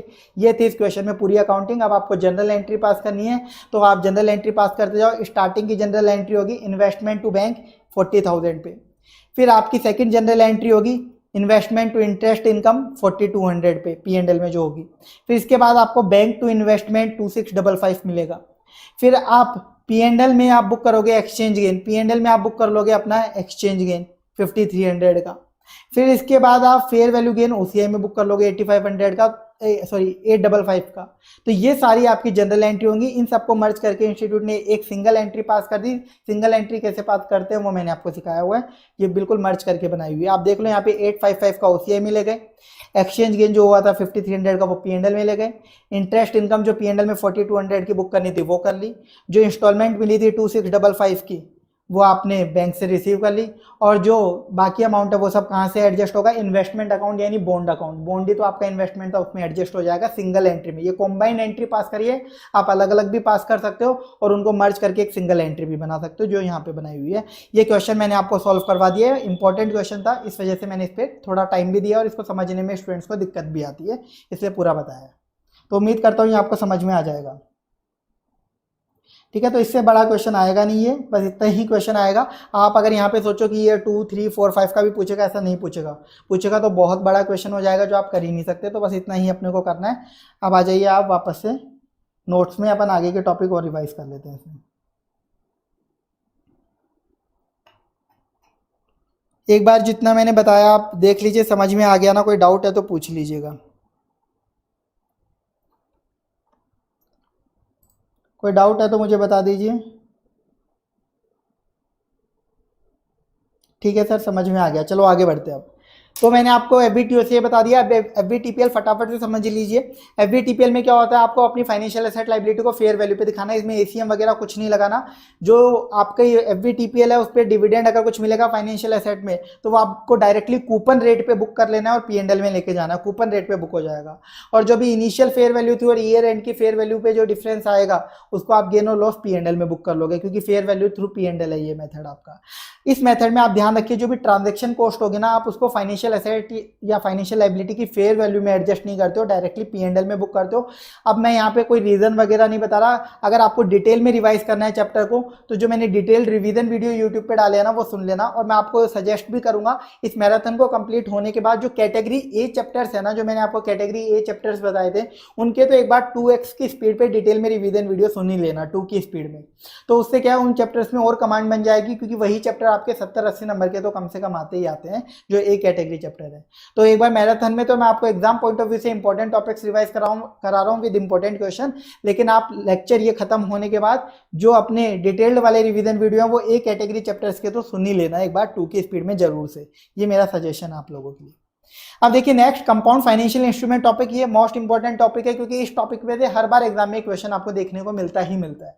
देखिए कंपाउंड फाइनेंशियल इंस्ट्रूमेंट कब होगा? जब आपने या तो लोन लिया है या प्रेफरेंशियल इशू करें या डिबेंचर से पैसा उठाया है, यानी अगर आपकी फाइनेंशियल लायबिलिटी है इक्विटी इंस्ट्रूमेंट है उसमें दोनों के फीचर हैं तो वो आपका कंपाउंड फाइनेंशियल इंस्ट्रूमेंट बन जाता है। कभी भी ध्यान रखना फाइनेंशियल एसेट के केस में कंपाउंड ढूंढने मत बैठ जाना, ठीक है, वरना आप अपना टाइम वेस्ट कर रहे हो और क्वेश्चन गलत करके आओगे, वो चीज़ अलग है। अब देखिए कंपाउंड फाइनेंशियल इंस्ट्रूमेंट का क्वेश्चन सॉल्व कैसे करोगे, बिल्कुल सिंपल सा होता है। इसको एक एग्जांपल से मैं यहाँ पे बता देता हूँ। मान लीजिए ए लिमिटेड ने 10% डिबेंचर इशू करे 1 लाख रुपीस के। इसमें जो इंटरेस्ट है वो तो एनुअली पे होगा और ये जो डिबेंचर है कन्वर्टेबल है at option of holder at end of 3rd year in equity shares of company और will be redeemed at par. तो ये जो डिबेंचर्स है ना 10% डिबेंचर्स, ये मैंने 1 लाख रुपीज से इनका पैसा उठा लिया, लेकिन इन पे जो इंटरेस्ट है वो तो मैं एनुअली पे करूंगा, तो इंटरेस्ट मेरा एनुअली पे होगा यानी कैश में जाएगा, तो वो फाइनेंशियल लाइबिलिटी है। लेकिन जो प्रिंसिपल अमाउंट है ना, या तो उसको मैं रिडीम करूंगा 3rd ईयर के एंड में, या फिर मैं कन्वर्ट कर दूंगा सामने वाले को मेरी कंपनी के इक्विटी शेयर्स में। ये ऑप्शन मैंने सामने वाले को दिया है, तो सामने वाले के पास ऑप्शन है, तो क्या मानते हैं अपन इसे कंपाउंड फाइनेंशियल इंस्ट्रूमेंट, क्योंकि हमारी लाइबिलिटी भी आ सकती है, क्योंकि वो चाहे तो कैश भी मांग सकता है। तो कंपाउंड फाइनेंशियल इंस्ट्रूमेंट हो गया, क्योंकि इंटरेस्ट का जो कंपोनेंट है वो तो फाइनेंशियल लाइबिलिटी है, और जो कन्वर्टिबल वाला जो ऑप्शन है वो खुद में कंपाउंड है, वो खुद में ही कंपाउंड है, उसमें फाइनेंशियल लाइबिलिटी भी और इक्विटी भी जुड़ा हुआ है, क्योंकि सामने वाला कैश भी मांग सकता है और इक्विटी शेयर्स भी ले सकता है। Market interest rate on non convertible instrument 12% दे रखी है, जनरल एंट्री पास करो। अब जब भी कंपाउंड फाइनेंशियल इंस्ट्रूमेंट होगा ना, आपको सबसे पहले क्या करना है, उस कंपाउंड फाइनेंशियल इंस्ट्रूमेंट में फाइनेंशियल नेचर के जो कैश फ्लो है, फाइनेंशियल लाइबिलिटी के नेचर के जो कैश फ्लो हैं, उनको पता कर लेना है और उनको मार्केट रेट से पीवी करना है। फाइनेंशियल लाइबिलिटी के नेचर के कैश फ्लो का मतलब क्या होता है वो मैं आपको बता देता हूं। फाइनेंशियल लाइबिलिटी के नेचर के कैश फ्लो का मतलब है इंटरेस्ट या डिविडेंड का पेमेंट अगर कैश में होने वाला है और मैंडेटरी है तो वो फाइनेंशियल लाइबिलिटी है। और रिडम्पशन अमाउंट अगर हम रिडीम एट पार करेंगे, कैश में रिडीम करेंगे, या फिर convertible at option of holder है, तो यानी रिडम्पशन अमाउंट कैश में जा सकता है। जहां जहां पे आपको लगता है कि रिडम्पशन अमाउंट कैश में पे हो सकता है, वहां पे आप रिडम्पशन अमाउंट को भी फाइनेंशियल लाइबिलिटी का पार्ट मानोगे। अगर मान लो क्वेश्चन में ये लिखा होता कि इंटरेस्ट तो एनुअली कैश में पे होगा, लेकिन जो कन्वर्जन है इक्विटी शेयर में वो कंपलसरी होने वाला है, यानी रिडम्पशन तो हो ही नहीं सकता, यानी प्रिंसिपल अमाउंट का जो रिडम्पशन है वो कभी कैश में हो ही नहीं सकता, तो कैश कभी उसमें जाएगा ही नहीं, यानी इंटरेस्ट के जो कैश फ्लोज है ना केवल वही फाइनेंशियल लाइबिलिटी होंगे उस केस में। ठीक है, तो ये मैंने नोट्स में यहाँ पे सब कुछ लिख रखा है। अगर आपको नोट्स याद है ना तो क्वेश्चन कभी गलत होगा नहीं। अगर आप नोट्स याद नहीं करते हो तो फिर आप हवा में करते हो क्वेश्चन और फिर एग्जाम में गलती करके आते हो। तो आपको देखो कैश फ्लो पता कर लेने, 1 लाख का डिबेंचर है, 10% आपका इंटरेस्ट है, तो 10-10 हजार के 3 साल आपको इंटरेस्ट पे करना पड़ेगा। और 3rd ईयर के एंड में अगर सामने वाला कैश मांगने आया प्रिंसिपल का तो वो भी देना पड़ेगा, तो ये भी मेरा फाइनेंशियल लाइबिलिटी में आ गया। 12% की मार्केट रेट से पीवी किया तो ये मेरा आ गया fair value of financial liability. अब आपको क्या करना है, जो टोटल अमाउंट इनिशियली रिसीव किया था आपने अपनी लाइबिलिटी पर कंपाउंड इंस्ट्रूमेंट पे 1 लाख का, उसमें से आपको फाइनेंशियल लाइबिलिटी की फेयर वैल्यू वाला अमाउंट लेस कर देना है, तो बचा हुआ अमाउंट को आप बोल दोगे इक्विटी कंपोनेंट है। तो आप अपने कंपाउंड फाइनेंशियल इंस्ट्रूमेंट में फाइनेंशियल लाइबिलिटी और इक्विटी कंपोनेंट पता कर लोगे। Financial liability component financial nature के कैश फ्लोज को पीवी कर लो और बचा हुआ इक्विटी कंपोनेंट। इसके बाद देखो जो फाइनेंशियल लाइबिलिटी कंपोनेंट था उसको आप सेम वैसे ही अकाउंटिंग करोगे जैसे फाइनेंशियल लाइबिलिटी की एसीएम में करते हो, अमोर्टाइजेशन टेबल बनाकर, ओपनिंग बैलेंस, इंटरेस्ट का कॉलम, सब कुछ वैसे ही अकाउंटिंग करोगे फाइनेंशियल लाइबिलिटी की। और इक्विटी की कोई अकाउंटिंग नहीं होती है, इक्विटी कंपोनेंट की उसका बैलेंस सेम ही चलता रहता है, इंडेस कोई अलग से उसकी अकाउंटिंग नहीं बताता है। तो आप इनिशियली क्या करोगे, बैंक से 1 लाख मिला, फाइनेंशियल लाइबिलिटी उसमें से इतनी है और इक्विटी कंपोनेंट इतना है। इसके बाद आप हर साल क्या करोगे, जो फाइनेंशियल लाइबिलिटी कंपोनेंट है उस पर इंटरेस्ट का खर्चा बुक करोगे और इंस्टॉलमेंट पे करते जाओगे। ऐसे 2nd ईयर में होगा और ऐसे 3rd ईयर में होगा। अब लास्ट 3rd ईयर एंड में एक और चीज होगी, सेटलमेंट। अब अगर सामने वाला मान लो कैश मांगने आ जाता है, वो बोलता है मेरे को तो रिडीम करके दे दो, कैश में कन्वर्ट नहीं कराना, तो क्या होगा, जो फाइनेंशियल लाइबिलिटी थी ना वो मैंने पूरी बुक कर ली थी। फाइनेंशियल लाइबिलिटी हम पूरी बुक कर लेते हैं, तो फाइनेंशियल लाइबिलिटी में आज के दिन देखोगे ना आपका प्रिंसिपल अमाउंट जितना कैरिंग अमाउंट आ चुका होगा वो डेबिट कर दोगे और कैश में पैसा चला जाएगा। और जो इक्विटी में जो पैसा पड़ा है ना इक्विटी कंपोनेंट का, वो रिटेन्ड अर्निंग में ट्रांसफर करके खत्म कर दोगे। अगर सामने वाला इक्विटी शेयर्स में कन्वर्ट करवाने आता है तो आपको फाइनेंशियल लाइबिलिटी कंपोनेंट की जरूरत है क्या, नहीं, उसे डेबिट कर दो। इक्विटी कंपोनेंट की अब जरूरत है क्या, नहीं, उसे भी डेबिट कर दो और सामने इक्विटी शेयर कैपिटल इशू कर दो। अब इस केस में एक दिक्कत होती है वो दिक्कत क्या होती है, अगर क्वेश्चन में आपको फेस वैल्यू दे रखी है और नंबर ऑफ इक्विटी शेयर्स दे रखे हैं, तो आप इक्विटी शेयर के कैपिटल में फेस वैल्यू जितना अमाउंट डालोगे बाकी सिक्योरिटीज प्रीमियम में डाल दोगे। लेकिन मोस्टली क्वेश्चन में आईसीआई या तो फेस वैल्यू नहीं देगा शेयर्स की या फिर नंबर ऑफ इक्विटी शेयर्स नहीं दे रखा होगा, तो आपको पता ही नहीं चल सकता कि इक्विटी शेयर कैपिटल में कितना जाएगा, सिक्योरिटीज प्रीमियम में कितना जाएगा। तो उस केस में हम इक्विटी शेयर कैपिटल में सारा पैसा डालते हैं और इससे रिलेटेड 1000 बार बताने के बाद भी डाउट्स आते हैं। ठीक है, वो बच्चों के आते हैं जिन्होंने क्लास नहीं सुनी होगी। ठीक है, क्लास में तो बताया हुआ है ये चीज़, तो आपको बस एग्जाम में भी इस चीज़ पे टाइम वेस्ट नहीं करना है। आप ये समझते हो गलती है क्या, गलती कुछ नहीं है, आपके पास क्वेश्चन में इन्फॉर्मेशन ही नहीं है तो कैसे बाइफरगेट करोगे सिक्योरिटीज प्रीमियम में। तो इन्फॉर्मेशन नहीं होगी तो आप पूरा का पूरा इक्विटी शेयर कैपिटल में ट्रांसफर करके दिखा देना। ये था आपका कंपाउंड फाइनेंशियल इंस्ट्रूमेंट का कंसेप्ट। अब इसमें एक चीज और ध्यान रखना, आप ये सब काम कर लोगे, मान लो सबसे पहले आपने अलोकेट कर लिया फाइनेंशियल लायबिलिटी कंपोनेंट और इक्विटी कंपोनेंट स्टार्टिंग में। अब उसके बाद अगर क्वेश्चन में कोई ट्रांजेक्शन कॉस्ट भी दे रखी है कंपाउंड फाइनेंशियल इंस्ट्रूमेंट पर, तो उसको भी आपको अलोकेट करना पड़ता है फाइनेंशियल लायबिलिटी और इक्विटी कंपोनेंट के अंदर। तो वो आप कैसे करोगे, जो हम फाइनेंशियल लायबिलिटी और इक्विटी कंपोनेंट का अमाउंट पता करते हैं ना इनिशियली, उस रेशियो में ट्रांजेक्शन कॉस्ट को बांट देना, और फिर आप क्या करोगे, उस ट्रांजैक्शन कॉस्ट को एडजस्ट करके रिकॉर्ड करोगे। जैसे नेट एंट्री पास होगी, बैंक अकाउंट में से टोटल प्रोसीड नेट आ जाएंगी ट्रांजैक्शन कॉस्ट का। फाइनेंशियल लायबिलिटी कंपोनेंट कैसे बुक होगा, financial liability net of transaction cost जो आपने फाइनेंशियल लायबिलिटी में एलोकेट करी, और ऐसे इक्विटी कंपोनेंट बुक होगा। समझ में आया अगर ट्रांजैक्शन कॉस्ट दे रखी हो तो। यह आपका हो गया कंपाउंड फाइनेंशियल इंस्ट्रूमेंट का टॉपिक। तो इससे रिलेटेड भी एक क्वेश्चन अपने पास इंपॉर्टेंट, ये मैं आपको करवा रहा हूँ, ये इंपॉर्टेंट क्वेश्चन है, बहुत टाइम हो गया इस क्वेश्चन को आए हुए भी, ये देख लेना आप। देखिए कंपनी है 10,000 compulsorily convertible preference share issue करी है, कंपल्सरीली कन्वर्टेबल 150 रुपीज की प्राइस पर हम इशू कर रहे हैं। 10% डिविडेंड हम हर साल पे करने वाले हैं। ये जो प्रेफरेंस शेयर है 5,000 इक्विटी शेयर्स में कन्वर्ट होंगे eight the end of 5th year, और मार्केट इंटरेस्ट रेट आपको बता रखी है 15%, ट्रांजेक्शन कॉस्ट दे रखी है आपको 2%। ये सारा डेटा वापस वही लिखा है जो अभी मैंने रीड किया है, ये सारा डेटा वही आपको दिया हुआ है। आपको जनरल एंट्रीज पास करनी है हर साल की। तो ये कंपाउंड फाइनेंशियल इंस्ट्रूमेंट है। कैसे पता चला कंपाउंड है, देखो प्रेफरेंस शेयर मैंने इशू करा तो इस पे हर साल डिविडेंड पे होगा, ऐसा क्वेश्चन में लिखा हुआ है, तो वो तो फाइनेंशियल लायबिलिटी नेचर का है। लेकिन जो प्रिंसिपल है वो रिडीम नहीं होगा, कंपल्सरीली कन्वर्ट होगा इक्विटी शेयर्स में, यानी वो किस नेचर का, आपका इक्विटी नेचर का। यानी एक ही इंस्ट्रूमेंट में दोनों चीज आ गई, फाइनेंशियल लायबिलिटी और इक्विटी, तो कंपाउंड है, आपको अलग अलग करना पड़ेगा। तो सबसे पहले हम फाइनेंशियल लायबिलिटी कंपोनेंट पता करते हैं। सबसे पहले हमारा काम होता है फाइनेंशियल लायबिलिटी कंपोनेंट पता करने का। तो सॉल्यूशन देखो, आप क्या करोगे, फाइनेंशियल लायबिलिटी के नेचर के कैश फ्लो पता करोगे और उनको पीवी करोगे। तो सबसे पहले हम फाइनेंशियल लायबिलिटी नेचर वाले कैश फ्लो पता कर लेते हैं। वो कितने होंगे, देखो आप फाइनेंशियल लायबिलिटी के कैश फ्लो, आपके जो अमाउंट है प्रेफरेंस शेयर का वो पता कर लो कितना है, 10,000 प्रेफरेंस शेयर 150 प्राइस के, यानी टोटल 15 लाख रुपीस के प्रेफरेंस शेयर आपने इशू करे हैं। 10% आपको डिविडेंड मिलेगा हर साल, यानी 15 लाख का 10% यानी 1,50,000, 1.5 लाख का मुझे डिविडेंड मिलेगा। ये फाइनेंशियल डिविडेंड पे करना पड़ेगा, सॉरी लायबिलिटी है तो डिविडेंड पे करना पड़ेगा। 1,50,000 का मैं डिविडेंड पे करूंगा हर साल।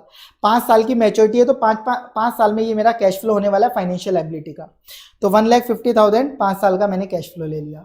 जो प्रिंसिपल अमाउंट है 15 लाख का, क्या वो इसमें कैलकुलेशन में आएगा फाइनेंशियल लायबिलिटी में? नहीं, क्योंकि वो कंपल्सरीली कन्वर्टेबल, अब की बात कंपल्सरीली कन्वर्टेबल है, उसमें तो इक्विटी शेयर ही देने हैं, तो फाइनेंशियल लायबिलिटी वो कभी बन ही नहीं सकता। तो आपको बस मार्केट रेट से इन कैश फ्लो को पीवी कर लेना है, और 15 लाख में से ये माइनस कर दोगे तो आपको इक्विटी कंपोनेंट मिल जाएगा। अब आपको क्वेश्चन में ट्रांजैक्शन कॉस्ट भी दे रखी है। ट्रांजैक्शन कॉस्ट कितनी बता रखी है क्वेश्चन में, आपको ट्रांजैक्शन कॉस्ट दे रखी है 30,000 की। इसको भी आपको अलोकेट करना पड़ेगा फाइनेंशियल लायबिलिटी और इक्विटी में। तो ये अमाउंट था फाइनेंशियल लायबिलिटी का, ये था इक्विटी। इस रेशियो में आप ट्रांजैक्शन कॉस्ट को अलोकेट करते जाओ। ये आपकी ट्रांजैक्शन कॉस्ट फाइनेंशियल लायबिलिटी में आ गई और ये इक्विटी के अंदर आ गई। तो फाइनेंशियल लायबिलिटी का नेट अमाउंट ये आ गया और इक्विटी का नेट अमाउंट ये आ गया। तो आप जनरल एंट्री क्या पास करोगे, देखो स्टार्टिंग में बैंक में नेट अमाउंट 15 लाख माइनस 30,000 की ट्रांजैक्शन कॉस्ट, फाइनेंशियल लायबिलिटी में नेट अमाउंट और इक्विटी में नेट अमाउंट जो भी अपन ने निकाला था। पहली जनरल एंट्री सिंपल है। अब आपको कुछ नहीं करना, फाइनेंशियल लायबिलिटी की अमोर्टाइजेशन टेबल बना लो, ओपनिंग बैलेंस। अब आपको जब इंटरेस्ट ओपन करना है तो मैंने बताया था मार्केट रेट से पीवी करते हो तो आपको मार्केट रेट से ही खोलना होता है, पर अगर क्वेश्चन में ट्रांजैक्शन कॉस्ट भी दे रखी हो तो हम ईआईआर से ओपन करते हैं। तो इस क्वेश्चन में देखो इस वजह से ईआईआर भी आपको दी हुई है। तो आपको समझ में आ रहा है ईआईआर का क्या रोल है इस क्वेश्चन में। ये रोल है इंटरेस्ट ओपन करने के लिए, पीवी करेंगे हम मार्केट रेट से, लेकिन जब खोलेंगे तो ईआईआर से, क्योंकि ट्रांजैक्शन कॉस्ट भी थी। तो ईआईआर से हम ओपन करेंगे यहाँ पे interest, actual payment, closing balance और फाइनेंशियल लायबिलिटी मिल जाएगा आपको अमोर्टाइजेशन टेबल में। अब हर साल क्या करना है, आपको इंटरेस्ट चार्ज करना है फाइनेंशियल लायबिलिटी कंपोनेंट पे और अपनी इंस्टॉलमेंट पे करते जानी है। यह होगी आपकी एंट्री 5 साल। 5th ईयर के एंड में अब क्या होगा, 5th ईयर के एंड में सामने वाला शेयर कैपिटल में अपन कन्वर्ट कर देंगे, कंपल्सरीली कन्वर्टेबल है तो हम शेयर कैपिटल में कन्वर्ट करेंगे। तो लायबिलिटी कंपोनेंट इक्विटी कंपोनेंट का जो बैलेंस है वो आप डेबिट कर दो। लायबिलिटी कंपोनेंट का आपको बताऊं कोई बैलेंस बचेगा ही नहीं, क्योंकि हमारा जो cash flow her year and का डिविडेंड का था वो हम पे करते गए, तो कोई बैलेंस बचेगा ही नहीं। देखो अमोर्टाइजेशन टेबल से भी वेरीफाई कर सकते हो। इक्विटी कंपोनेंट में उतना ही बैलेंस होगा जितना स्टार्टिंग में रिकॉर्ड करा होगा, वो डेबिट कर दो। 2 आप करोगे इक्विटी शेयर कैपिटल। इस क्वेश्चन में आप बता रखे हैं कि नंबर ऑफ इक्विटी शेयर्स होंगे 5,000 और 10 की फेस वैल्यू, यानी आप इक्विटी शेयर कैपिटल में डाल दोगे 50,000 और बचा हुआ सिक्योरिटीज प्रीमियम में। तो इस क्वेश्चन में इंफॉर्मेशन अवेलेबल थी तो सिक्योरिटीज प्रीमियम अलग से पता चल चुका है। इसी के साथ ये क्वेश्चन आपका कंप्लीट हो चुका है। अब आगे आ जाइए।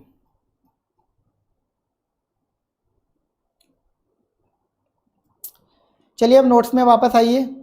आगे रिवाइज करते हैं इस इंडेक्स में।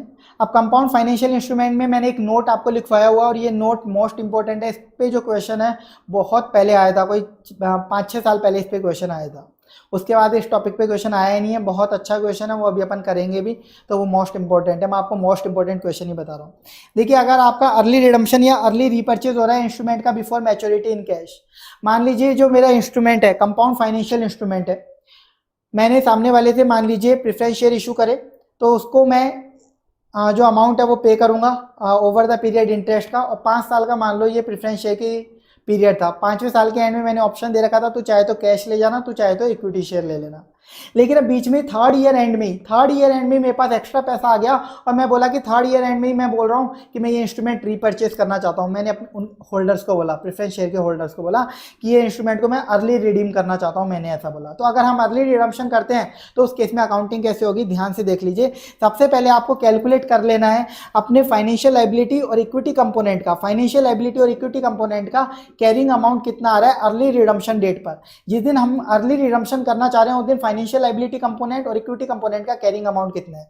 फाइनेंशियल लायबिलिटी कंपोनेंट का अमोर्टाइजेशन टेबल से अमाउंट मिल जाएगा और इक्विटी कंपोनेंट का अमाउंट आप लोगों को बताऊं तो सेम ही रहेगा जो स्टार्टिंग में होता है। स्टेप 2 में अब आपको क्या करना है, जब आप अर्ली रिडम्पशन करते हो ना तो सामने वाले को कुछ पैसा पे करोगे, रिडीम करोगे तो पैसा भी तो पे करोगे, उसे हम बोलते हैं टोटल कंसीडरेशन जो पे करना है अर्ली रिडम्पशन के लिए। उस कंसीडरेशन को हम अज्यूम कर लेंगे कि वो कंसीडरेशन दोनों चीजों के लिए दिया गया है। किस चीज के लिए, तो फाइनेंशियल लायबिलिटी कंपोनेंट सेटल करने के लिए और इक्विटी कंपोनेंट सेटल करने के लिए। तो उस टोटल कंसीडरेशन को आपको बाइफरकेट करना पड़ेगा कि फाइनेंशियल लायबिलिटी कंपोनेंट सेटल करने के लिए कितना दिया है और इक्विटी कंपोनेंट सेटल करने के लिए हमने कितना कंसीडरेशन दिया है। तो फाइनेंशियल लायबिलिटी कंपोनेंट सेटल करने के लिए कितना कंसीडरेशन दिया है वो कैसे पता करोगे, आप देख लो। अब रिमेनिंग कैश फ्लो, अगर हम इसे अर्ली रिडीम नहीं करते आज के दिन, तो रिमेनिंग फ्यूचर में हमें कितने कैश फ्लो इंकर करने पड़ते, फाइनेंशियल लायबिलिटी नेचर के कितने कैश फ्लो हमें करने पड़ते, उनको आज के दिन अर्ली रिडम्पशन डेट वाले दिन जो भी मार्केट में इंटरेस्ट रेट चल रही है उससे पीवी कर लो। इतना अमाउंट आप मानोगे फाइनेंशियल लायबिलिटी कंपोनेंट सेटल करने के लिए आपने पे किया है। जो बचा हुआ कंसीडरेशन है बैलेंसिंग फिगर यानी टोटल कंसीडरेशन माइनस ये वाला अमाउंट, वो आप मान लोगे इक्विटी कंपोनेंट सेटल करने के लिए आपने दिया है। यानी थर्ड स्टेप में अब आप जनरल एंट्री पास कर सकते हो। फाइनेंशियल लायबिलिटी कंपोनेंट सेटल करोगे तो आज के दिन का कैरिंग अमाउंट डेबिट कर दो टू बैंक, उसका कंसीडरेशन कितना है ये भी अपन ने निकाला था। डिफरेंस इन एंट्री गेन या लॉस P&L में चला जाएगा।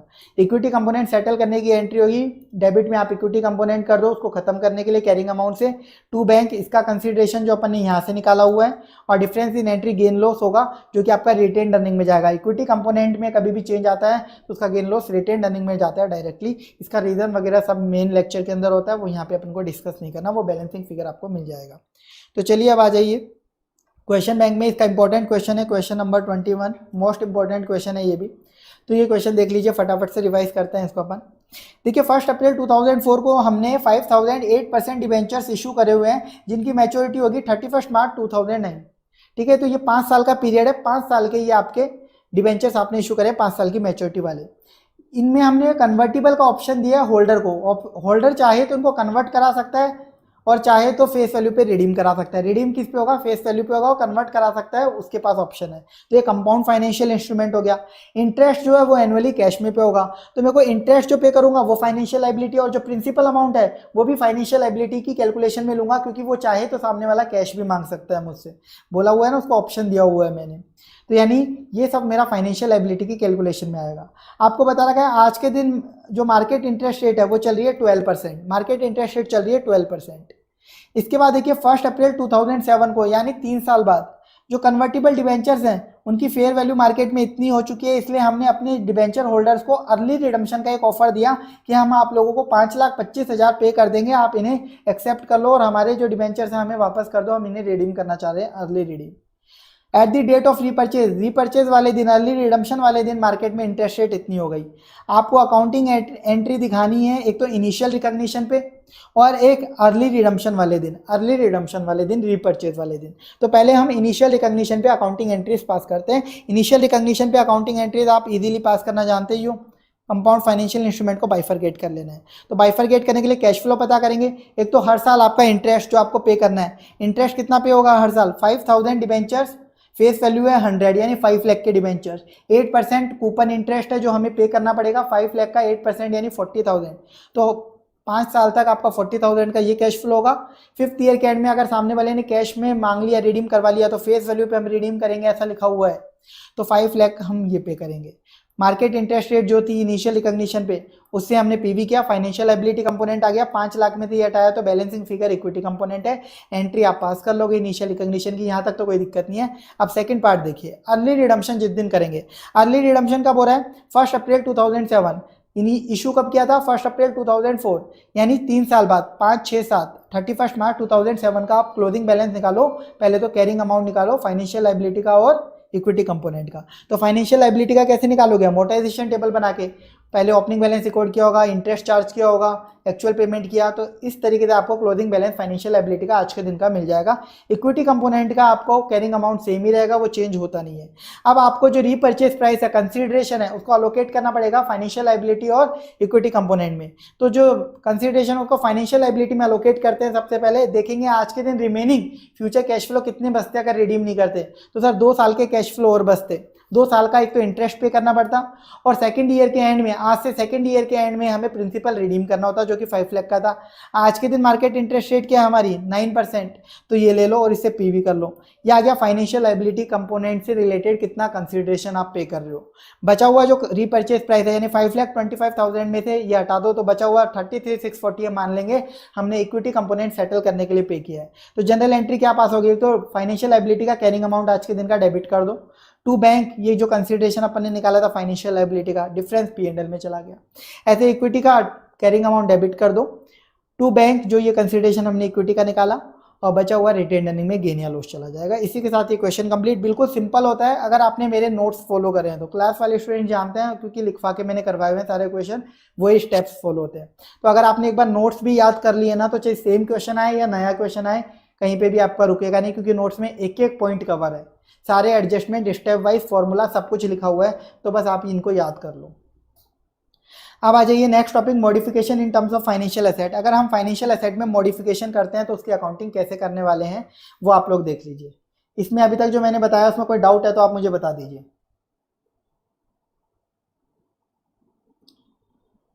कोई भी डाउट है आपका तो वो आप पूछ लीजिए, या समझ में आ गया तो वो भी बता दीजिए।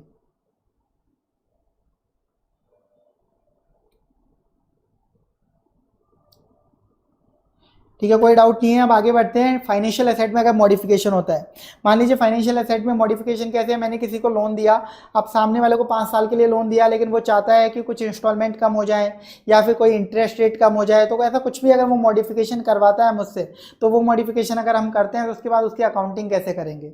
तो उसमें सबसे पहले आप तो कैरिंग अमाउंट पता कर लीजिए उस फाइनेंशियल एसेट का, मॉडिफिकेशन डेट पे अमोर्टाइजेशन टेबल से आ जाएगा। इसके बाद आप पता कर लीजिए रिवाइज्ड अमाउंट कितना होना चाहिए फाइनेंशियल एसेट का। वो कैसे आएगा? जो रिवाइज्ड कैश फ्लो आपने डिसाइड करें हैं, रिमेनिंग रिवाइज्ड कैश फ्लो जो डिसाइड करें हैं, उनको आप पीवी कर लीजिए ओरिजिनल EIR से, ओरिजिनल जो डिस्काउंटिंग रेट से उससे पीवी कर लीजिए, तो आपको पता चल जाएगा इतने पे आपको असेट दिखानी है। तो अब आपको जो डिफरेंस अमाउंट है, थर्ड स्टेप में जो भी डिफरेंस अमाउंट होगा स्टेप 1 और 2 का, वो आप P&L में गेन लॉस बुक कर लोगे। मान लीजिए मेरी फाइनेंशियल एसेट का कैरिंग अमाउंट है 5 लाख, और अब मेरी सेकंड स्टेप में फाइनेंशियल एसेट का कैरिंग अमाउंट आया है 4,90,000, यानी 4,90,000 पे दिखनी चाहिए, जो कि 5 लाख पे दिख रही है, यानी 10,000 का लॉस है, साफ पता चल रहा है। तो जनरल एंट्री आप क्या पास करोगे? मान लो फाइनेंशियल एसेट इंक्रीज होती है मॉडिफिकेशन की वजह से, तो financial asset to P&L gain हो गया, और अगर डिक्रीज होती है तो P&L टू फाइनेंशियल एसेट। अब देखिए अगर कोई स्पेशल रिलेशनशिप है पार्टीज के बीच में, मान लीजिए मैंने लोन अपने एम्प्लॉयज को दिया था और अब वो मॉडिफिकेशन करा रहा है, तो फाइनेंशियल एसेट है, और रिलेशनशिप क्या थी? एम्प्लॉयर एम्प्लॉय की। तो यहाँ पे जो भी गेन लॉस जो था ना P&L में डाल रहे थे, वो P&L में डालने के बजाय जो स्पेशल रिलेशनशिप अकाउंट में हमने स्टार्टिंग में अमाउंट बुक किया होगा, जैसे यहाँ पे हमने प्रीपेड स्टाफ कॉस्ट में बुक किया होगा, वहीं पे जाएगा ये गेन लॉस भी। ये गेन लॉस भी उसी अकाउंट में शिफ्ट होगा। समझ में आई ये बात आपको? सेकेंड पॉइंट देखिए इसके अंदर, सेकेंड नोट, अगर मान लीजिए मैंने किसी पार्टी को लोन दिया, फाइनेंशियल एसेट है, और 5 साल का लोन दिया था, 5 साल में वो मुझे हर साल, मान लो 10 लाख का लोन था, हर साल 2-2 लाख का प्रिंसिपल रीपे करेगा, ऐसा बात हुई थी। लेकिन मैंने साथ में उसको एक ऑप्शन दिया था, वो चाहे तो कोई इंस्टॉलमेंट मुझे प्रीपे भी कर सकता है, एडवांस में भी पे कर सकता है, उसकी एक इंस्टॉलमेंट बाद में कम हो जाएगी।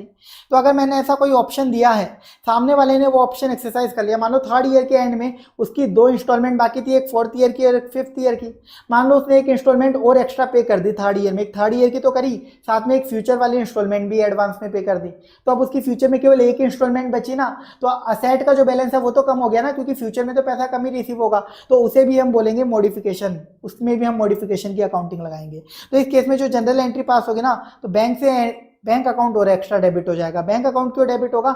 जो आपको प्रीपेमेंट का अमाउंट मिला है, उस इंस्टॉलमेंट का एक्स्ट्रा अमाउंट मिला है, जिसकी वजह से फाइनेंशियल एसेट रिड्यूस होगी। इस केस में हमेशा ध्यान रखना फाइनेंशियल एसेट रिड्यूस ही होने वाली है।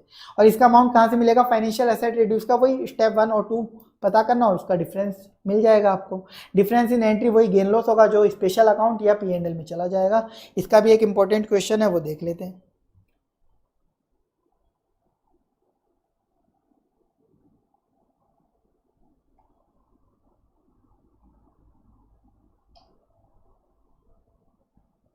ये देखो क्वेश्चन नंबर 22, ये इंपॉर्टेंट क्वेश्चन है, ये क्वेश्चन देख लो आप एक बार। व्हील कंपनी की एक पॉलिसी है अपने लोन्स को, अपने एम्प्लॉय को लोन देने की सब्सिडाइज रेट पे। मिस्टर एक्स इनका एक एम्प्लॉय है जिसने कंपनी से लोन लिया है, यानी मैंने अपने एक एम्प्लॉय को लोन दिया है। 10 लाख का प्रिंसिपल अमाउंट है। इंटरेस्ट में कैसे चार्ज करूँ? पहले 4 लाख के प्रिंसिपल पे 4% और बाद के 6 लाख के प्रिंसिपल पे 7% इंटरेस्ट। स्टार्ट डेट है लोन की 1 जनवरी 2001। टेन्योर है 5 ईयर्स का। मैंने साथ में एम्प्लॉय को ऑप्शन भी दिया है, वो चाहे तो कभी भी कोई इंस्टॉलमेंट प्रीपे कर सकता है। प्रिंसिपल अमाउंट जो है वो मैं 5 इक्वल इंस्टॉलमेंट्स में एम्प्लॉय से रिकवर करने वाला हूँ, जिसमें भी मैं क्या मानूंगा, देखो प्रिंसिपल मेरे पास रिकवर हो जाएगा 5 इक्वल इंस्टॉलमेंट्स में, यानी 10 लाख का प्रिंसिपल है तो हर साल 2-2 लाख का प्रिंसिपल रिकवर होगा। इसमें मैं ये अज्यूम करूंगा कि पहले मुझे वो प्रिंसिपल वापस मिल रहा है जिसपे 7% इंटरेस्ट लग रहा था। देखो 6 लाख का ऐसा प्रिंसिपल था ना जिसपे 7% इंटरेस्ट चार्ज कर रहे हैं, और 4 लाख का ऐसा जिसपे 4% इंटरेस्ट चार्ज कर रहे हैं। तो हमें अज्यूम करना है कि पहले हमें वो प्रिंसिपल वापस मिल रहा है जिसपे हम 7% इंटरेस्ट चार्ज कर रहे थे। जो एक्रूड इंटरेस्ट है, यानी हर साल का जो इंटरेस्ट बनेगा, वो भी एम्प्लॉय मुझे हर साल पे करता जाएगा एनुअल बेसिस पे, यानी हर साल मुझे एक तो प्रिंसिपल का अमाउंट मिलेगा और एक इंटरेस्ट का अमाउंट मिलेगा। ठीक है, आपको 12% मार्केट इंटरेस्ट रेट बता रखी है, यानी आपको पीवी करके रिकॉर्ड करना पड़ेगा। कैश फ्लो को मार्केट इंटरेस्ट रेट दे रखी है तो ऑफ मार्केट है, पीवी करके रिकॉर्ड करना पड़ता है, ये मैं आपको बता चुका हूँ। अब आपको कुछ इस क्वेश्चन में इन्फॉर्मेशन दे रखी है क्या क्या कैश फ्लो आपको मिलने वाले हैं अपने एम्प्लॉय से, क्योंकि इस क्वेश्चन को अगर ये इन्फॉर्मेशन नहीं देते ना तो और भी बड़ा क्वेश्चन हो जाता। आप कैलकुलेट कर सकते थे जैसे हमने एक एम्प्लॉय वाले क्वेश्चन में किया था ना, पर यहाँ दे दी ताकि क्वेश्चन ज़्यादा बड़ा ना हो सोल्यूशन। तो देखो इसमें आपने पहले 10 लाख का लोन दिया तो हर साल एक तो आपको 2-2 लाख का प्रिंसिपल मिलेगा, इसके अलावा आपको हर साल इंटरेस्ट मिलेगा। तो इंटरेस्ट कितना मिलेगा वो इन्होंने कैलकुलेट करके दे रखा है। फर्स्ट ईयर में आपको ये 2 इंटरेस्ट मिलेंगे, 7% वाला तो 42,000 और 4% वाले प्रिंसिपल पे 16,000, यानी ये टोटल 2 इंटरेस्ट मिलेंगे, यानी ये 3 कैश फ्लो आपको मिलेंगे फर्स्ट ईयर में। इन 3 कैश फ्लो का टोटल करके हम पीवी करेंगे फर्स्ट ईयर में। सेकंड ईयर में ये 3 कैश फ्लो मिलेंगे, ऐसे फोर्थ ईयर में, फिफ्थ ईयर में, और first year, second year, third year, fourth year और फिफ्थ ईयर, ऐसे 5 साल में आपको क्या क्या कैश फ्लो मिलेंगे आपको बता रखा है। इसके बाद देखिए mister x prepaid 2 lakh on 31 दिसंबर 2002। 31 दिसंबर 2002 यानी second year and. Second year and को मिस्टर एक्स ने 2 लाख का एक प्रिंसिपल अमाउंट प्रीपे कर दिया, एक इंस्टॉलमेंट एडवांस में पे कर दी, तो इससे उसका जो रिमेनिंग प्रिंसिपल है वो 4 लाख का ही अमाउंट बचा। तो अब इस केस में देखो क्या हुआ, जब वो 2 लाख का प्रिंसिपल एडवांस में पे कर दिया ना, तो 31 दिसंबर 2002 को जब 2 लाख का प्रिंसिपल एडवांस में पे कर दिया तो आपका जो कैश फ्लो है वो कुछ इस तरीके से चेंज होगा। फर्स्ट ईयर का कैश फ्लो तो वही रहेगा। सेकंड ईयर में देखो आपका जो ये अमाउंट है प्रिंसिपल अमाउंट जो रिसीव हुआ है वो 4 लाख हो गया, 2 लाख सेकंड ईयर का और 2 लाख एक एडवांस में मिला, इंटरेस्ट उतना ही रहेगा। अब थर्ड ईयर में आपका इंटरेस्ट का अमाउंट चेंज हो गया और फोर्थ ईयर में भी इंटरेस्ट का अमाउंट चेंज हो गया क्योंकि प्रिंसिपल कम बचा था, और फिफ्थ ईयर में कुछ बचेगा ही नहीं क्योंकि एक इंस्टॉलमेंट एडवांस में पे हो गई थी सेकंड ईयर में।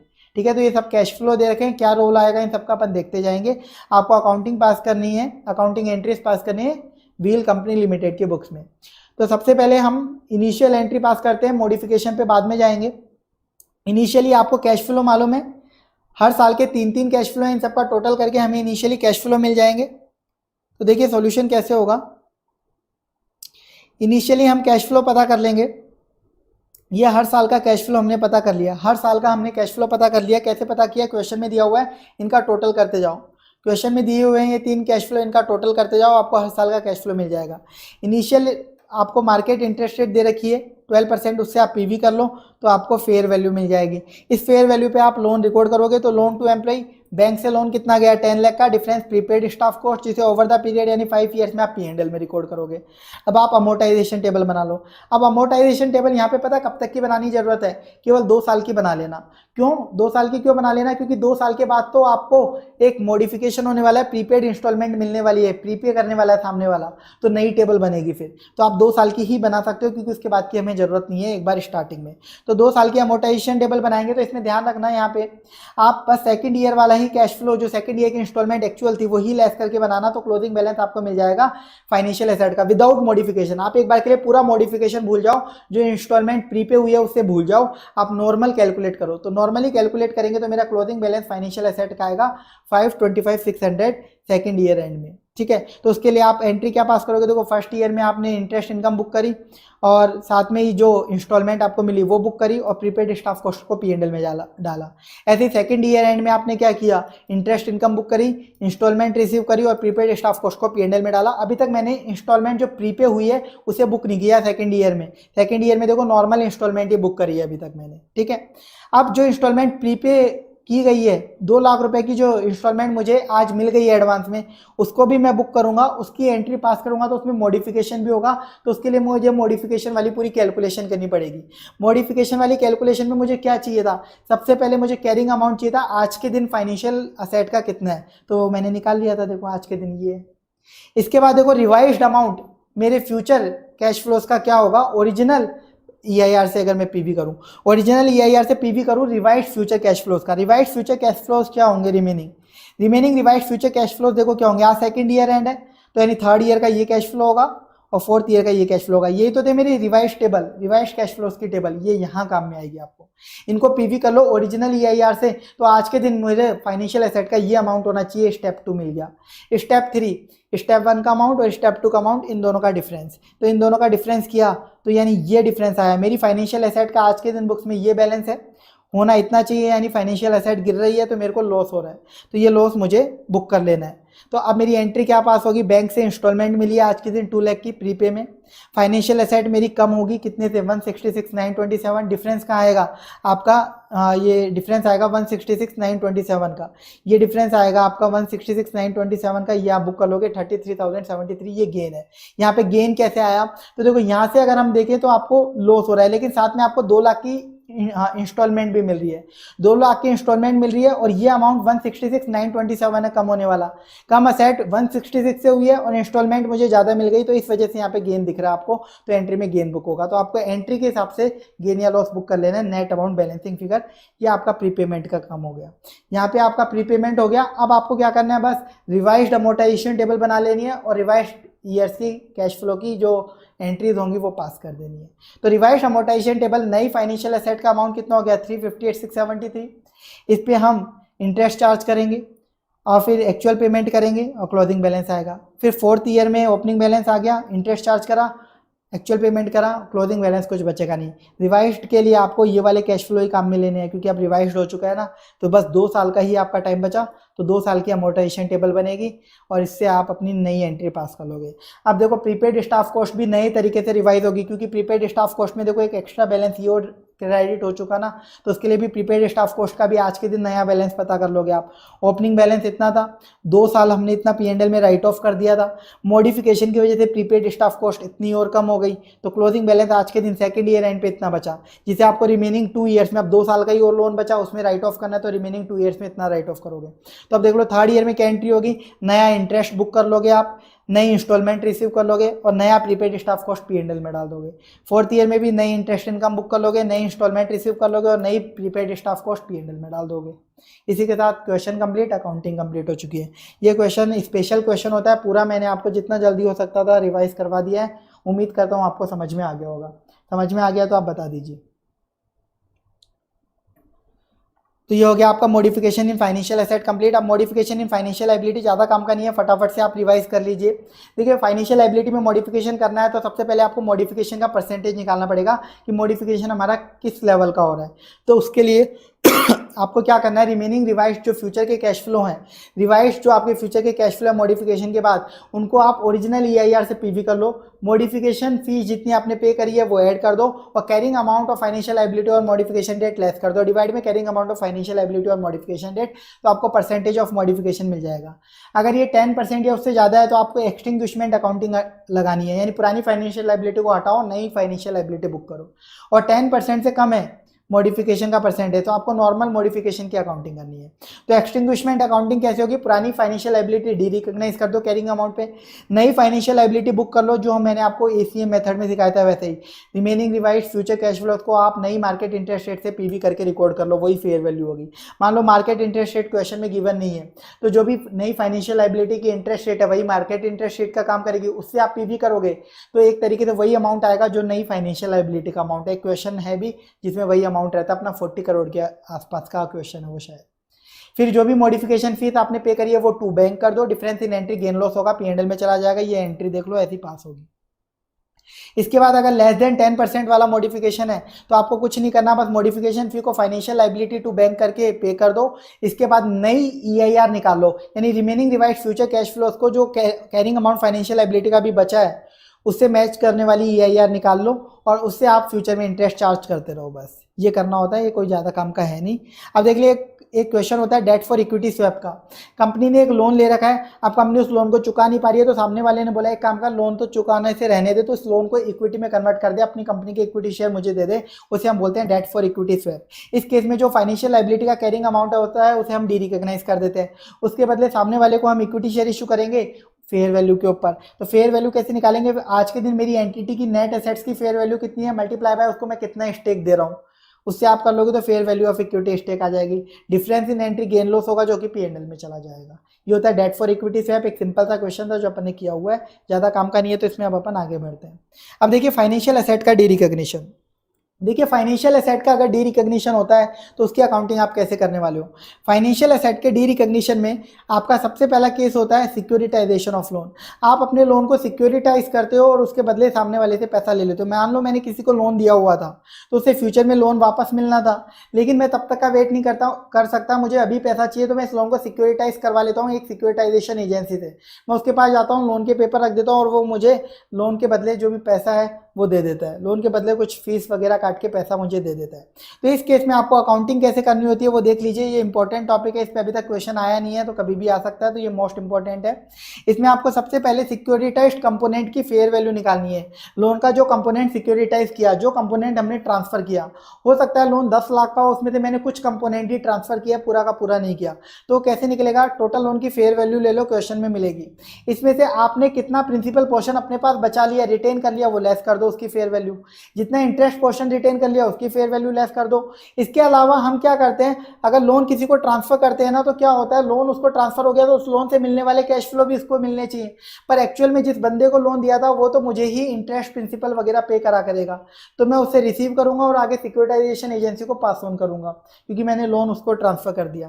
तो इसके लिए मैं एक सिक्योरिटाइजेशन एजेंसी से एक सर्विस फी के नाम से पैसा और रिटेन कर लेता हूँ, वो और लेस करता हूँ। तो जो सर्विस फी है वो भी मैं इसमें से लेस कर दूंगा उसकी फेयर वैल्यू, तो मेरे को मिल जाएगा fair value of securitise component of loan. कितना लोन मैंने सिक्योरिटाइज कर दिया, ट्रांसफर कर दिया, उसकी फेयर वैल्यू मुझे मिल जाएगी। अब बुक्स में जो लोन है वो तो कैरिंग अमाउंट पे आ रहा होगा, तो जो जनरल एंट्री है उसमें से हमें कैरिंग अमाउंट ऑफ लोन हटाना पड़ेगा ना, तो इसके लिए हमें जो भी हमने फेयर वैल्यू बांटी थी यहाँ पे सिक्योरिटाइज कंपोनेंट की, उसको कैरिंग अमाउंट के प्रपोर्शन में निकालना पड़ेगा कितना अमाउंट बनता है।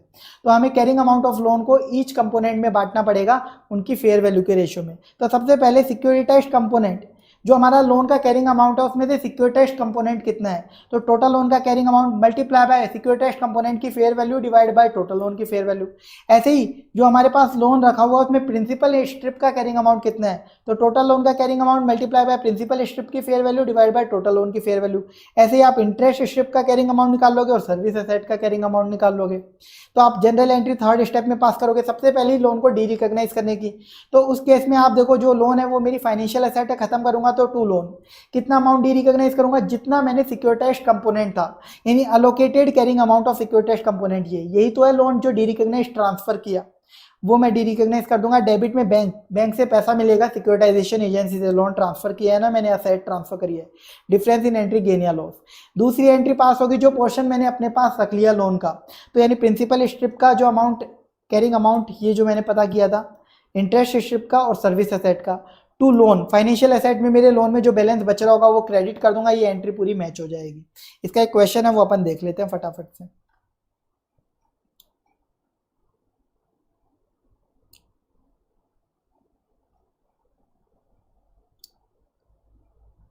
देखो ये क्वेश्चन है, इंपॉर्टेंट क्वेश्चन है, ये भी मोस्ट इंपॉर्टेंट में है। देखो आपने एक लोन दे रखा है 12% की रेट पे, जिसकी फेयर वैल्यू आज के दिन है 30,42,000। आपने ये लोन एक एजेंसी को ट्रांसफ़र किया है, जिसमें आप 15% प्रिंसिपल अपने पास रिटेन कर रहे हो, 2% इंटरेस्ट अपने पास रिटेन कर रहे हो। प्रिंसिपल जो रिटेन किया उसकी फेयर वैल्यू इतनी है, इंटरेस्ट जो रिटेन किया उसकी फेयर वैल्यू इतनी है। मैंने 24,80,000 का कंसिडरेशन रिसीव किया है लोन ट्रांसफ़र करने के लिए। इंटरेस्ट कंपोनेंट जो मैंने रिटेन किया है ये 450, 30, 100 का, इसमें 1% की फ़ी भी इंक्लूडेड है, सर्विस फ़ी भी इंक्लूडेड है, जो कि है 140, 200 की फेयर वैल्यू वाली। यानी 140, 200 फेयर वैल्यू की तो सर्विस फ़ी है, 450, 300 में से बचा हुआ अमाउंट इंटरेस्ट स्ट्रिप की फेयर वैल्यू है, वो हम देख लेंगे अभी। जनरल एंट्री आपको पास करनी है डी रिकॉग्निशन की, सॉल्यूशन देख लो आप इसका।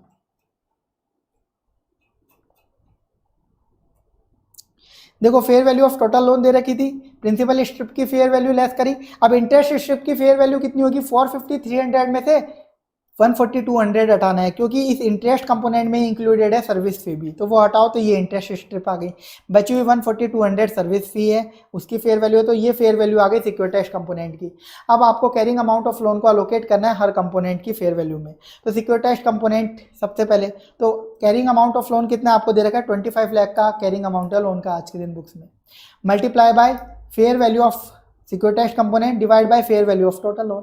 ऐसे प्रिंसिपल स्ट्रिप, इंटरेस्ट स्ट्रिप और सर्विस एसेट, इन सब का आप कैरिंग अमाउंट निकाल लोगे कितना कितना हमारे पास था बुक्स में।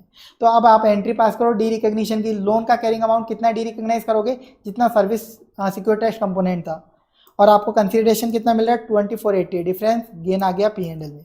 इसके बाद आप principal strip, interest strip, service asset का ये अमाउंट रिकॉर्ड कर लोगे जो आपने कैरिंग अमाउंट से निकाला था, और आप डी रिकॉग्नाइज कर दोगे बचा हुआ लोन का कैरिंग अमाउंट, जो कि इन तीनों का टोटल ही होगा।